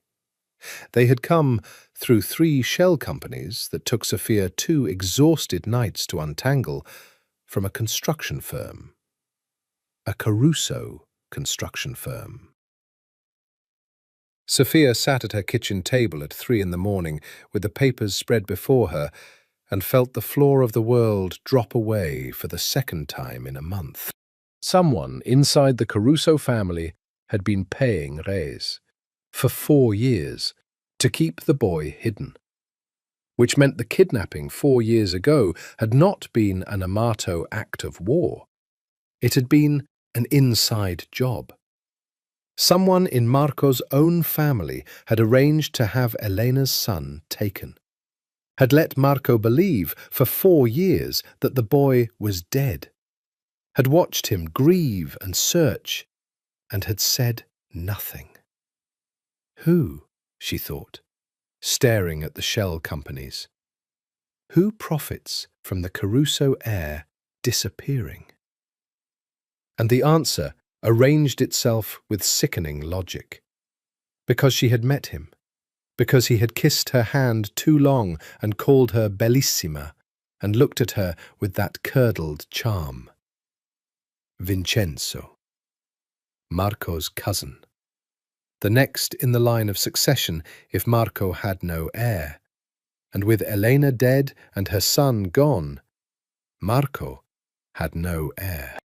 Vincenzo had spent 4 years, one dead man away from the throne. Sophia's hands were shaking. She had to tell Marco. She had to tell him now. But, and here the cold logic of the world she'd entered asserted itself. How? She had gone back to a crime scene the family had ordered scrubbed. She had gathered evidence in secret. She was a paediatrician from the North Side, accusing the boss's own blood of murdering his sister and stealing his heir. And she had learned enough about this family to know how they treated people who accused their blood. If she was wrong, if she'd misread the shell companies, if there was another explanation, she would not survive being wrong. And if she was right, then Vincenzo was a man who had murdered a woman and imprisoned a child for a chair, and such a man would not hesitate to remove one troublesome doctor. She needed to be sure. She needed proof that even Marco, even loyal to his blood, could not deny. She was so absorbed in the papers that she didn't hear the apartment door. "Working late, Dottoressa?" Sophia's heart stopped. Vincenzo stood in the doorway of her kitchen, immaculate in a dark suit at 3 a.m, smiling his curdled smile, and behind him she could see, with a horror that turned her cold, that the man Marco had posted outside her door was not at his post. "How did you get in here?" she said. Her voice came out steadier than she felt. Years of foster homes, of learning to be calm when calm was the only weapon you had. "Marco's men trust family. That's the beautiful thing about family. Nobody checks." Vincenzo's eyes dropped to the papers spread across her table, and his smile didn't change, but something behind it did. Something that had been curdled and was now simply rotten. "Ah, you've been busy, my clever little doctor." He clicked his tongue. "I did wonder if you'd be a problem. Marco's so taken with you, and Marco is not, historically, taken with anyone. It made me nervous. Sentiment makes men careless. And now here you are, at 3 a.m, being careful for the both of you." He stepped into the kitchen. "You know what those papers are. Don't insult us both by pretending." "You killed Eleanor." The words came out of her, flat and certain. "You had her son taken. You let Marco grieve for 4 years." "I did not kill Eleanor." For the first time, a flicker of something almost human crossed his face. Not remorse, but a kind of aggrieved precision. The fire was Reyes being clumsy. The plan was only ever the boy. Take the heir, hide the heir, and let time do the rest. Marco with no heir is Marco with a successor, and the successor is me. He shrugged. "Elena dying was a gift I didn't ask for, and won't pretend I mourned. But I didn't strike the match." He said it as if the distinction mattered, as if it purchased him some grace. The boy, though, the boy was always going to have to disappear eventually. He was only ever a piece on the board. He's a child. He's a claim. Vincenzo's voice hardened. "And you've made yourself into one too, poking around like this. Which is a great pity, because I actually rather liked you." He reached into his jacket, and Sophia saw the gun, and she understood with perfect clarity that she was about to die in her own kitchen, with the proof of everything spread across the table, and that Marco would never know, would grieve a second loss, would go to his own grave, never knowing his cousin's hands were the ones that had emptied his life. She did the only thing left to do.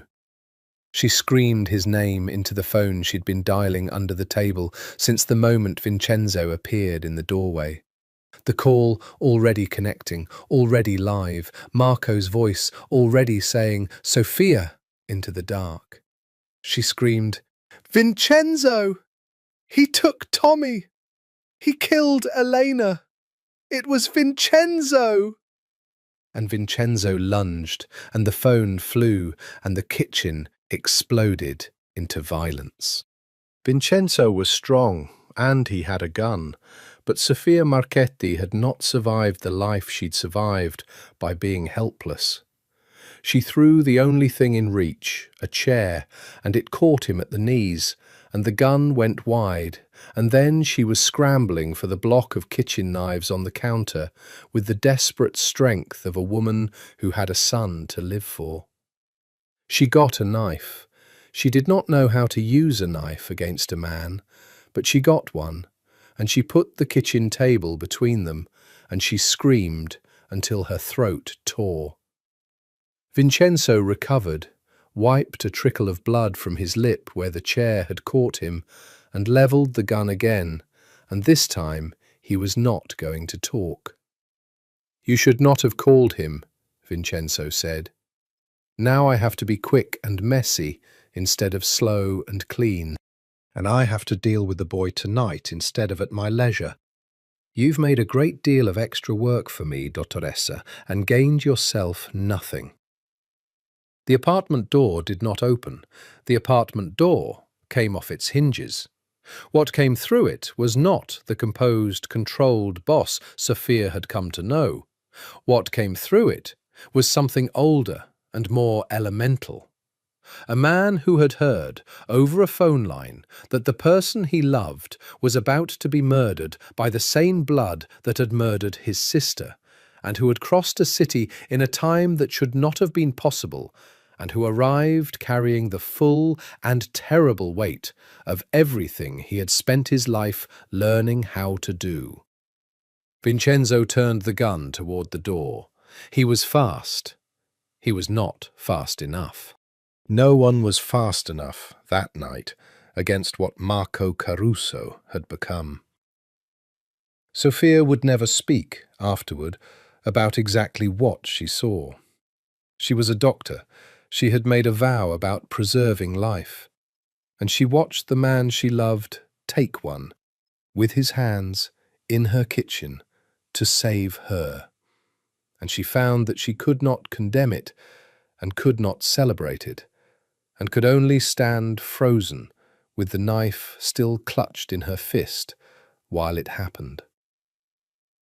When it was over, Vincenzo was on the floor and would not get up, and Marco stood over him, chest heaving, the stitches in his side torn open again and bleeding through his shirt, and he did not look at his cousin's body. He looked at Sophia.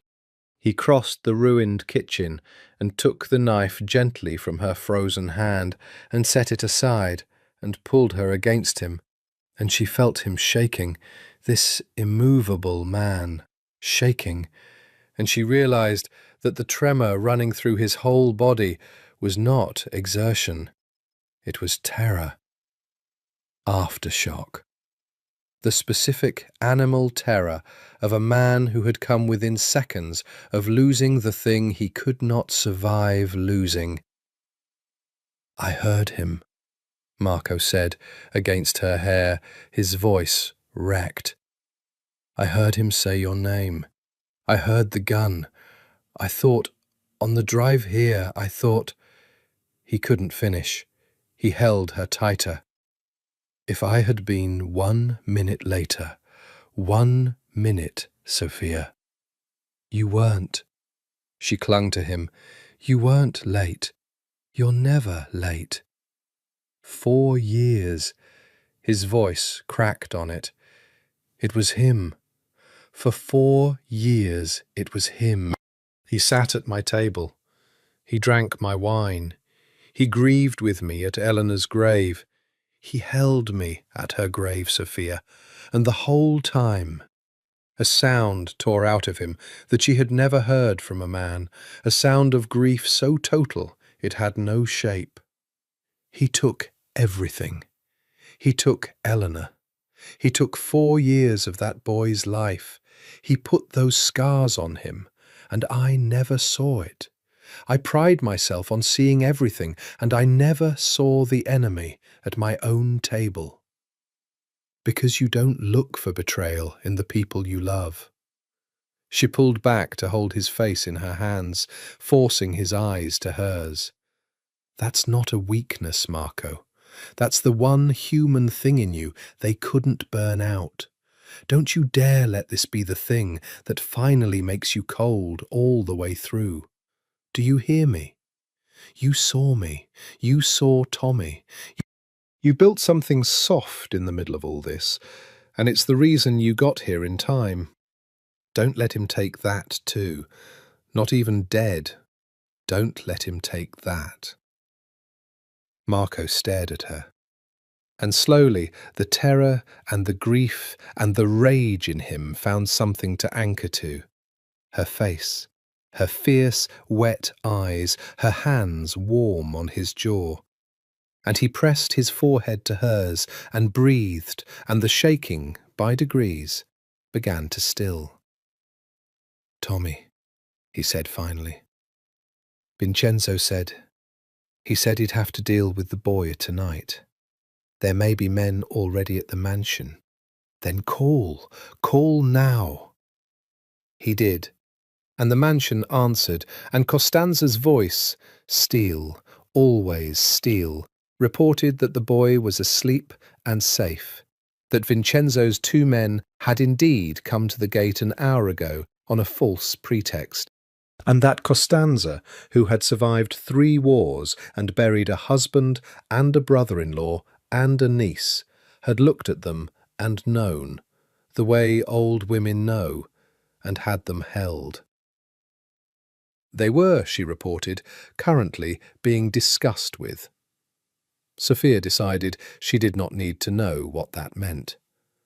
Marco lowered the phone. The war, 4 years long, secret even from him, was over. The enemy at his table was dead on the floor of a north side kitchen. The boy was safe. There was no one left to come. He looked around the wrecked kitchen, at the blood, at the papers, at the woman who had unravelled in secret the thing his whole family had missed. And something in his face changed, moved past the grief, past the rage, into something Sophia had not seen there before. Awe. You found it, he said quietly. 4 years, and my people, and my money, and my instincts, and a paediatrician with a filing box found it in 2 nights. He shook his head slowly. Who are you? I'm the woman who's going to stitch your side back up, Sophia said, her own voice shaking, before you bleed to death being dramatic in my kitchen. Sit down, Marco, for once in your life. Sit down and let someone take care of you. And he did. Grief is a strange country, and betrayal is its cruelest province. In the weeks after Vincenzo's death, Sophia watched Marco move through it, and she learned that the hardest men grieve hardest of all, because they have spent so long refusing to feel that when feeling finally breaks through, it comes as a flood. He did not fall apart where the family could see. A boss cannot.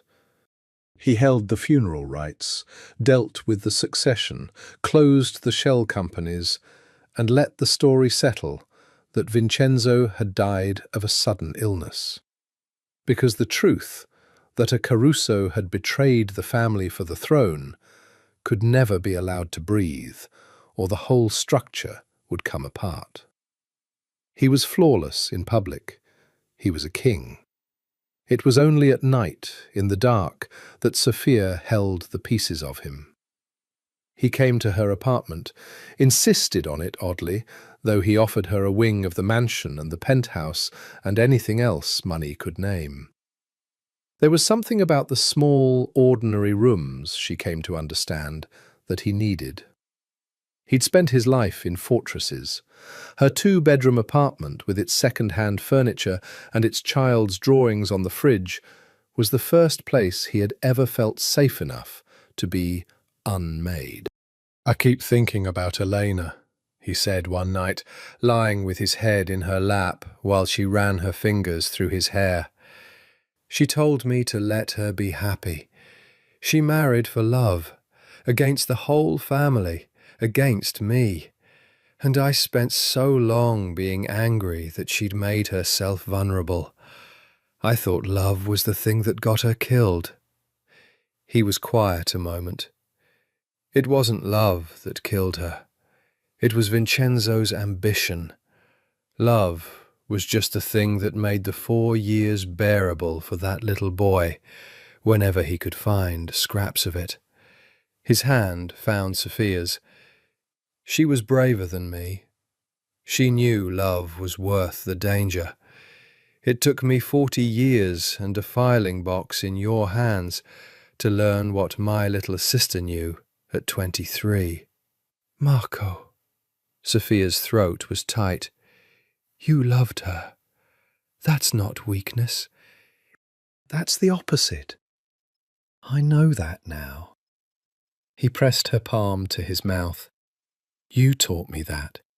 You and the boy." He turned his head to look up at her. "I need to tell you something, and I need you to let me say all of it before you respond, because I've been composing it for a week and I'll lose my nerve if you interrupt." Her heart began to pound. "Okay." "I came into your life to take a child. I told myself it was duty. It was Elena's son, my blood, my promise to a dead woman. All of that was real." His eyes held hers. "But somewhere in the middle of it, I stopped being able to tell where the duty ended and you began. I don't want to take the boy from you, Sophia. I never want to take anything from you again. I want to give you everything I have, which is a great deal, some of it beautiful and some of it terrible. And I want to raise that boy with you, not you as his adoptive mother and me as his uncle orbiting each other, but us, a family, the three of us." His voice was steady now, the nerves burned away by the sheer force of his certainty. "I want to marry you. I want to give the boy back his name and give you mine along with it. I want Tommaso Caruso to grow up with a mother and a father who chose him and chose each other, in a world I will spend the rest of my life making safe enough to deserve him." He sat up, took both her hands. "I know what I am. I know the life I'm asking you into. I know it's not fair to ask. I'm asking anyway, because I'm selfish about exactly one thing in this world, and it's you." Sophia was crying. She'd promised not to interrupt, and she'd kept the promise. But tears streamed down her face, and when he finished, she couldn't speak at all for a moment. "You understand," she managed finally, "that I'm not one of those women, the ones in the dresses. I'm going to keep working. I'm going to keep running toward the dying children, even when it terrifies you. I'm not going to be decorative, and I'm not going to be obedient, and I'm going to argue with you about everything." "I know. And I need you to promise me that Tommy will never, ever be raised into that life. The guns, the things I watched you do. He gets to choose. He gets to be a doctor or a teacher or a nobody from the North Side if he wants. His name doesn't get to be a cage." "I promise." Marco's eyes shone. "On Elena's grave, I promise. He'll know where he comes from, but it will never own him. I'm building something he can walk away from clean, if he chooses. That's the whole point of it now. That's the only thing worth building." He squeezed her hands. "Is that a yes, Dottoressa? You're making a great many demands for a woman who hasn't said yes." "It's a yes." She laughed through the tears, half hysterical with the enormity of it. It's a yes, you impossible, dangerous, ridiculous man. Yes. He kissed her then, and it was different from the terrace, different from the mansion, different from all the desperate nights since. This was slow and certain, and it tasted like a future. And Sophia, who had spent her whole life braced for the moment everything good would be taken away, allowed herself, for the first time, to believe that maybe, this once, it would be allowed to stay. Down the hall, a small voice called out, "A nightmare, the old kind, the kind that still came sometimes." And they broke apart and went together, both of them, to the boy's room, and sat on either side of his small bed, and Marco sang the old Sicilian lullaby in his low, rough voice, while Sophia held Tommy's hand, and the boy settled back into sleep between them, safe, wanted, home. It was, Sophia thought, watching them, the most complete she had ever felt. She should have known the world was not done with them yet. The threat came, this time, from the direction Sophia had first feared, and long since forgotten to fear, the Amato family. Because here was the thing about a secret war that had been fought and won inside a single family. The other family didn't know it had been a lie. For 4 years the Amatos had lived under the assumption that they had struck the great blow, that they had burned the Caruso safe house, killed Elena, and erased the Caruso heir. It had been a point of grim pride for them, a victory that had held an uneasy peace, because the Carusos, believing the same story, had never fully retaliated. Marco had spent 4 years too busy grieving and searching to launch the war of vengeance the family expected of him. Now the boy was back, alive, publicly acknowledged as the heir. And that fact detonated an assumption the Amatos had built their strategy on for 4 years. Salvatore Amato, the old Don, 70 and cancer-thin and twice as dangerous for it, understood immediately what it meant. If the Caruso heir was alive, then the Amatos had not struck the great blow, which meant the fragile peace had been built on a lie. Which meant either the Amatos looked weak, they'd claimed a kill they hadn't made, or the Carusos would now, with their heir restored and their strength renewed, come to finish the war the old way. "He'll move first," Marco explained to Sophia, grim in the study of the mansion. They'd moved to the mansion for now. It was safer, and Sophia had stopped pretending otherwise. "It's the only logic that keeps him alive. He believes I'm going to come for him, that with the boy safe, I'll finally take my vengeance for Elena. So he'll try to strike before I can. Preemptive." Marco's jaw was tight. "And he knows my weakness now. Everyone does. It's not the boy anymore. The boy's behind these walls." His eyes found hers. "It's you." A pediatrician who won't stop going to work. "The one thing I can't fully lock away without breaking the very thing I love about you." Sophia felt the old fear rise and mastered it. "So we go to him first." Marco blinked. "We?" "You, the family, whatever." She crossed her arms. "You said he's going to strike because he thinks a war is coming, so the answer is to prove him wrong. Convince him the war isn't coming, that the peace holds." She frowned, thinking it through the way she thought through a diagnosis, ruling out, narrowing down. "You want vengeance for Elena. I understand that. God, I understand it. But you know now that the Amatos didn't kill her. Vincenzo did. The Amatos didn't kidnap Tommy. Vincenzo did. The whole war 4 years ago, how much of it was real and how much of it did Vincenzo engineer to cover his own move?" Marco went very still. It was the same stillness she had seen in the club office, in the harbour. Whenever a piece of the world rearranged itself in front of him. The war, 4 years ago, he said slowly, started when an Amato shipment was hijacked and 3 of our men died in the retaliation. I always assumed the Amatos hijacked us and we hit back. But I never actually confirmed who moved first. His eyes widened fractionally, the closest he came to shock. Vincenzo brought me the intelligence that it was the Amatos. Vincenzo pushed hardest for the retaliation. Vincenzo needed a war, Sophia finished softly, because a war is chaos. And chaos is when a child can disappear and everyone blames the other side.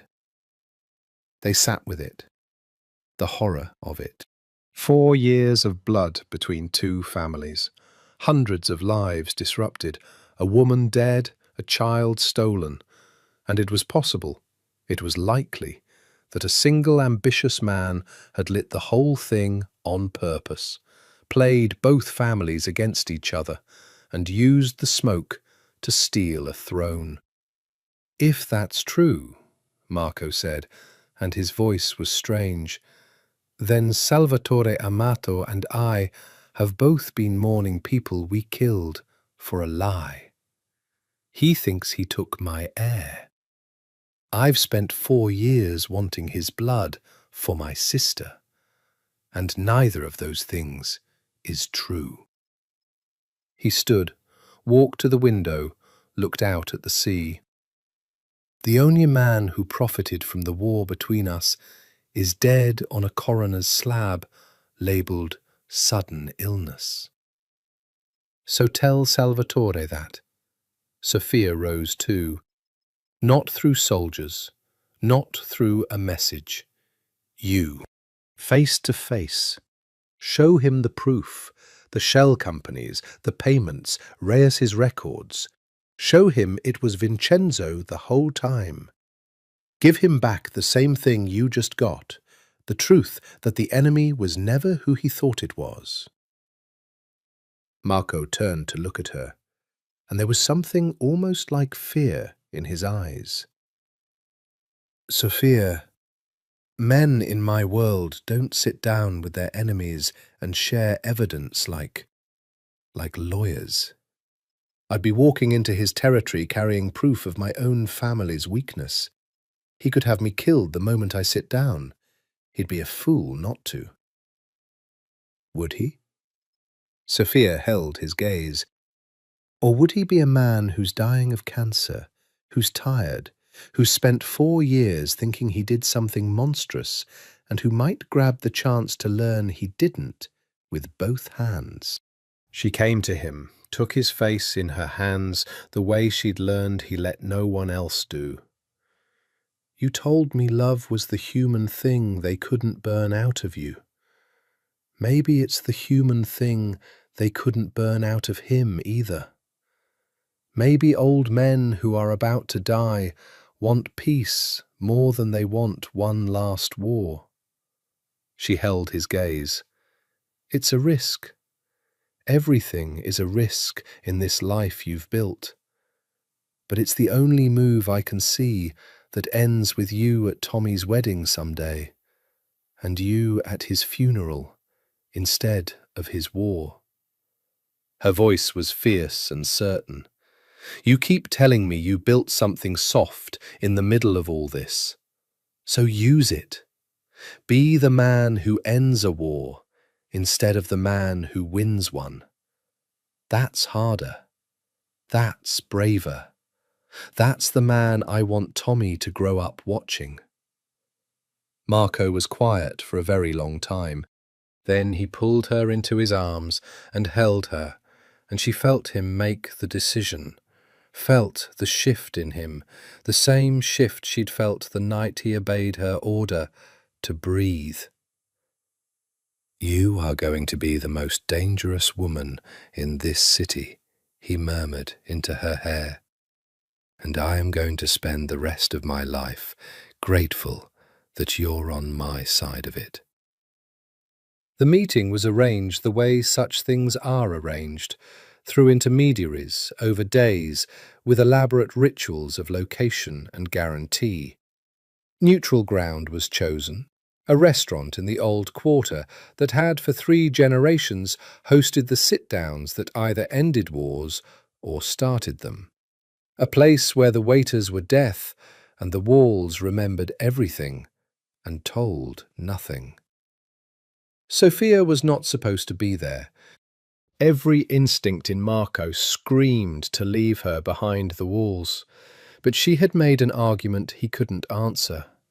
That she was the one who had assembled the proof, that she could explain the shell companies and the payment trails better than anyone, and, the argument that finally landed, that Salvatore Amato was more likely to believe a war was truly over if he saw that Marco Caruso had brought the woman he loved to the table. A man does not bring the thing he cannot survive losing into a room where he expects to be killed. "That's exactly why I don't want you there," Marco had said. "That's exactly why it works," Sophia had answered. So she sat beside him, in a plain, dark dress, her hands folded, her heart a drum, across a white tablecloth from the old Don of the Amato family. A man so thin the light seemed to pass through him, with eyes that had seen everything and expected nothing good. Behind Salvatore stood his grandson and heir, Nico, young and coiled and openly hostile, a hand never far from his jacket. Behind Marco stood Dario, equally still. For a long moment no one spoke. The old Don studied Marco, and then, with unhurried thoroughness, studied Sophia, and something flickered in his ancient eyes. "You bring a woman to a war table," Salvatore said at last, his voice a dry rasp. "Either you are a fool, Caruso, or you are telling me something without words." A thin smile. "You were never a fool. Your father was, sometimes. You never were." He set his trembling hands on the table. "So, speak. My grandson wants to kill you and be done with it. Convince me not to let him." Marco did not reach for the folder yet. He did something Sophia had not expected, something they had not rehearsed. He spoke first, not as a boss, but as a man. "My sister Elena died 4 years ago in a fire," Marco said quietly. "I have spent 4 years believing your family lit it. I have wanted your blood every single day of those 4 years, Salvatore.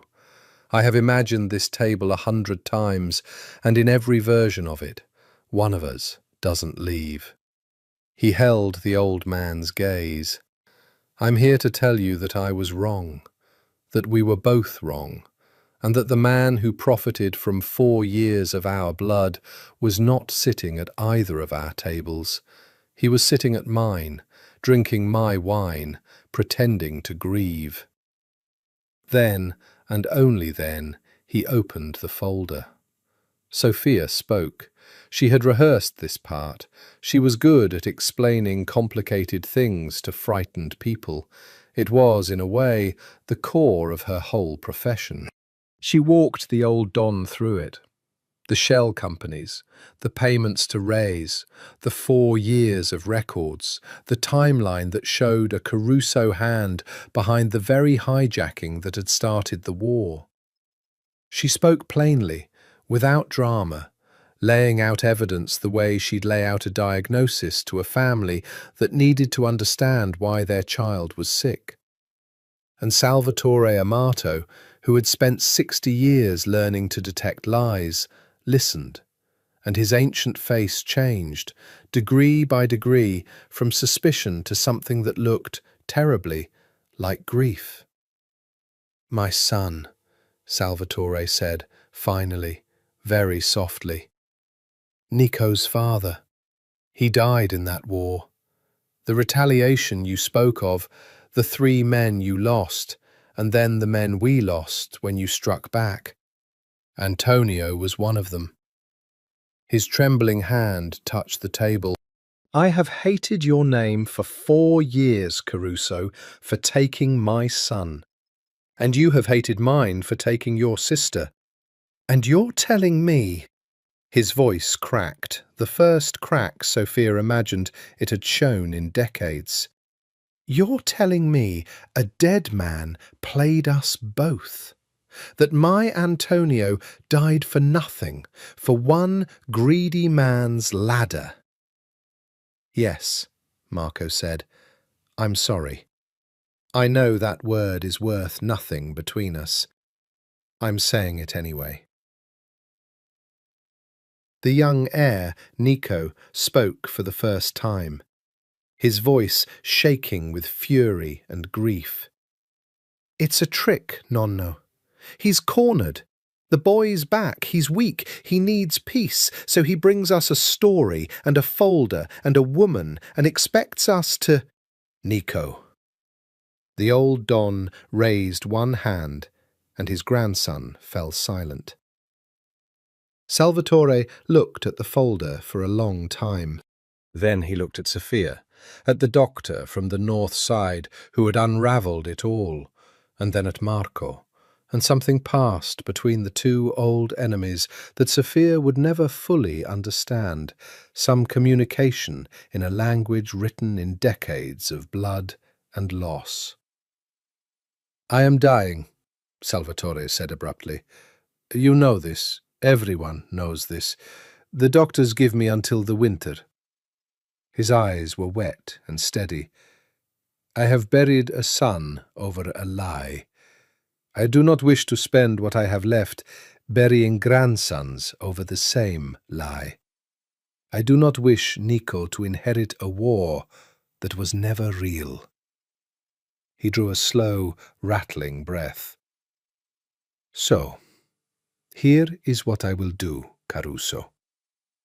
I will take your folder.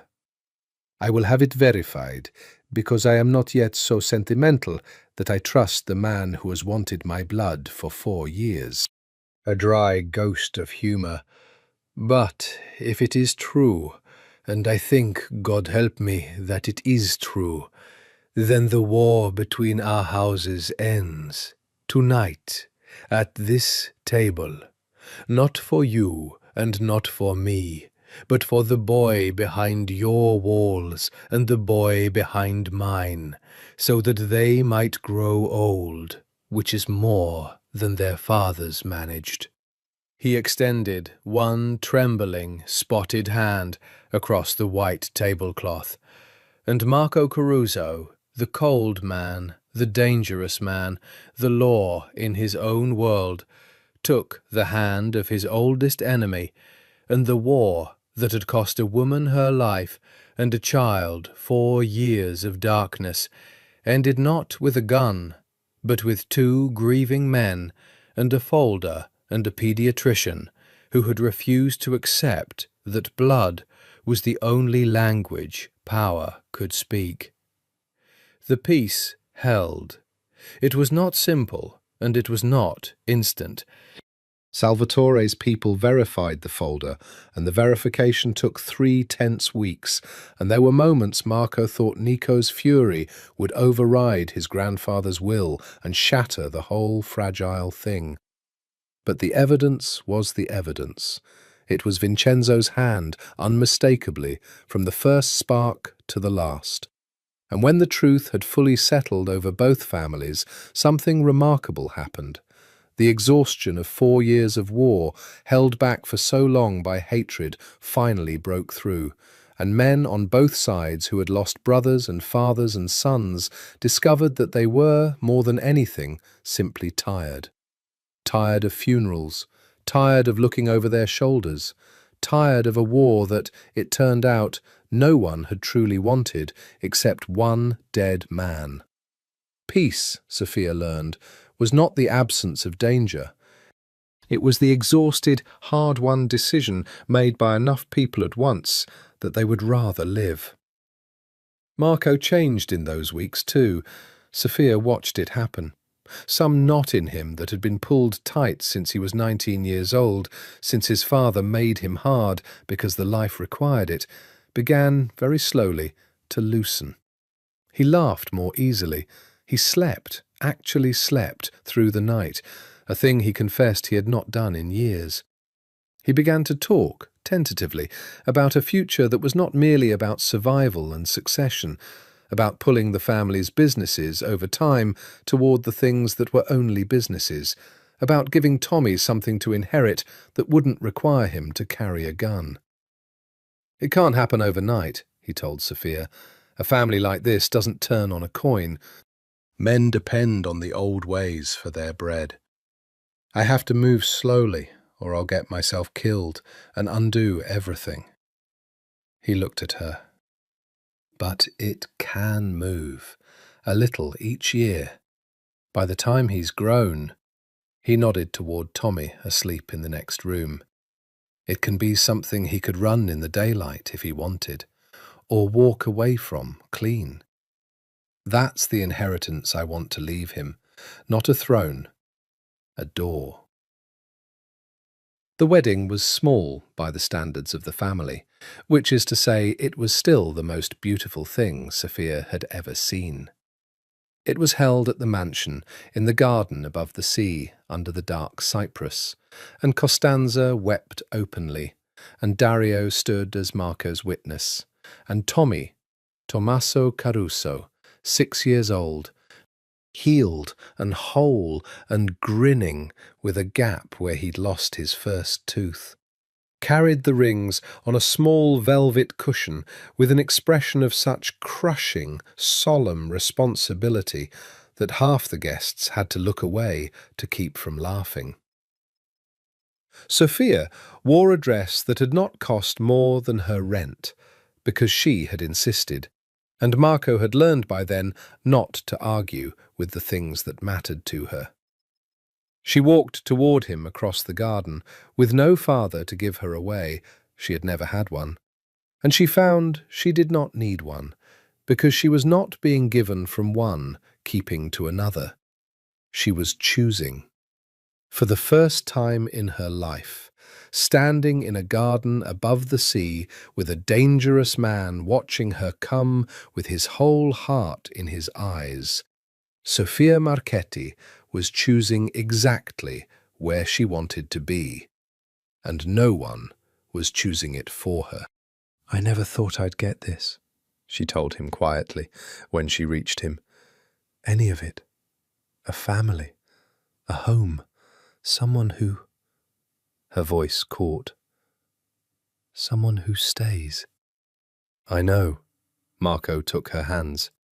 "That's how I know it's real, because neither of us thought we'd get it. Men like me and women like you. We're not supposed to get the soft thing. We're supposed to be the price other people pay for it." His thumbs moved over her knuckles. "And here we are, getting it anyway, refusing to be the price." His eyes shone. "I love you, Sophia. I've never said those words to a living soul except a 2-year-old boy I thought was dead. I'm saying them to you now, in front of everyone, so there's no taking them back. I love you. I will love you dangerously and completely and probably badly sometimes, because I never learned how to do it gently. But I will never stop. That's the only vow I know how to make and keep." Sophia was crying and laughing, and she didn't care who saw. "I love you too. God help me, I love you too." They were married as the sun went down over the sea, and afterward there was food and music and the particular fierce joy of people who have survived something together. And at one point, Sophia found herself standing at the edge of the garden, watching Marco kneel in the grass, in his wedding suit, patiently helping Tommy retie his shoe. The two dark heads bent together, uncle and nephew, father and son. And she thought, this is the thing they said I couldn't keep. And I'm keeping it. Later that night, when the guests had gone and Tommy was asleep, Marco found her on the terrace where it had all begun, where he'd first kissed her, with the sea whispering below. Costanza gave me something, he said. He opened his hand. In his palm lay the small silver St. Christopher medallion, the one that had come around Tommy's neck out of the rain, the one that had once belonged to Elena, the one that had led Marco to them across a city and 4 years of grief. She had it cleaned and re-blessed. It's his now, properly, Tommaso's, his mother's gift, come all the way back to him. He closed his hand around it. But I wanted you to hold it first, because you're the reason it made it home. He pressed it into her palm and closed her fingers over it, exactly the way, 4 years and a lifetime ago, a dying woman had pressed it into her infant son's hand. You brought my family back to me, Sophia, all of it, the boy and the softness I'd buried, and a reason to build a door instead of a throne. Whatever I am, whatever the newspapers say, whatever I've done, you made me a man worth the mercy you keep showing me. Sophia closed her hand around the medallion and around his hand and looked out at the sea. Then let's go home, she said. Our son's asleep, and it's late, and for the first time in my whole life, I'm not afraid of the morning. 3 years later. The house was full of light, not the cold gold of the penthouse, not the fortified grandeur of the mansion. Those still existed, still served their purposes in a world that had grown safer, but would never be entirely safe. This was a different house, a real one, on a quiet stretch of coast, a little way from everything, with big windows Sophia had insisted on, and a kitchen that was always somehow full of children. Tommaso was 9 now. He was tall for his age, quick and clever and kind, and the scars, the visible ones, had faded to thin silver lines he rarely thought about anymore. The other scars, the ones inside, healed the way such things heal. Not by vanishing, but by being outnumbered. By a decade of small, ordinary safeties. By a mother who came home. By a father who sang the old lullaby still on the rare nights the bad dreams came, and who had taught him chess, and how to swim, and how to look a person in the eye when he shook their hand. Because Marco was his father now. Not his uncle, or not only. The adoption had gone through 2 years ago, a legal knitting together of what was already true, and Tommaso had chosen himself at 7 years old, with the fierce seriousness he brought to everything, to call Marco Papa. Sophia had watched Marco's face the first time the boy said it, and she had seen the immovable man come as close to breaking as she had ever seen, and she had loved him, in that moment, past all reason. There was a second child now, too, a girl, 18 months old, dark-eyed and furious and utterly adored, named Elena, for the aunt she would never meet, but would grow up knowing, because that was what the women of this family did. They remembered. They were the memory the guns could not kill. Salvatore Amato had died that first winter, as his doctors had promised, but he had died at peace, in his bed, with the war ended and his grandson's future unmortgaged to a lie. Nico had inherited, and Nico and Marco were not friends. Too much blood lay between the houses for friendship, but they were something rarer and more durable. Two men who had chosen, again and again, the harder work of peace over the easy gravity of war. They spoke. They kept their word to each other. It held. And the family, the Caruso family, was changing the way Marco had promised it would. Slowly, a little each year. The nightclub still thumped and the money still moved, but more of it moved in daylight now, into things that were only what they appeared to be, and the old ways loosened their grip one funeral at a time, as the old men who lived by them passed on and were not always replaced. It was not clean. Marco never pretended it was clean. But it was moving, and the direction it moved was toward the door he had promised his son. Sophia still worked. She would always work.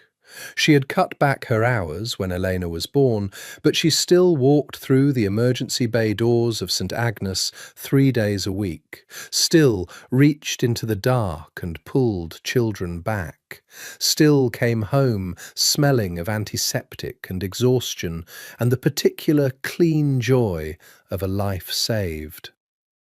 Marco still hated it, in the specific way of a man who could not lock away the thing he loved most without destroying it. He had made his peace with the hating.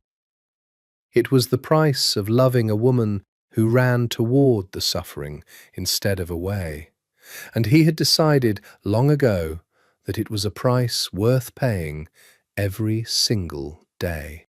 On the evening this story ends, they were all on the terrace above the sea. The coast house had a terrace too. Sophia had insisted on that as well. And the light was going gold over the water, and Tommaso was trying to teach his baby sister to say his name, without success. And Marco stood with his arm around his wife and watched his children, and felt in his chest the thing he had spent 40 years believing was not for men like him. Peace. "What are you thinking?" Sophia asked. She always asked. His mind never stopped, and she had made it her life's work to know its weather. "I'm thinking about the man I was," Marco said quietly, "the day that photograph landed on my desk. The one who came to your office in a lie, prepared to buy you off or remove you." He shook his head slowly. "That man would not recognize this. He'd think it was a weakness that would get everyone killed. He'd think love was the thing that burned Elena's house down." His arm tightened around her. He was wrong. Love was the thing that survived it. Love was the thing that walked out of the fire in a little boy's hand, wearing his mother's medallion, and found its way to a woman in the rain who didn't know what she was holding. He looked down at her, and his eyes, those patient, terrible, no longer cold eyes, were soft. "You didn't know what you were holding that first night. Neither did I. Turns out it was all of us, our whole family. You were holding it in your 2 hands at the hospital gates before I even knew it had survived."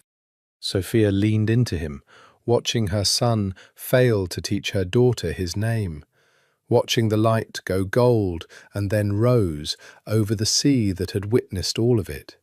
The terrace kiss, the blood, the vows, the long, hard-won, ordinary peace. "You know what the strangest thing is," she said. "I spent my whole life certain that everything good would be taken from me, because it always had been.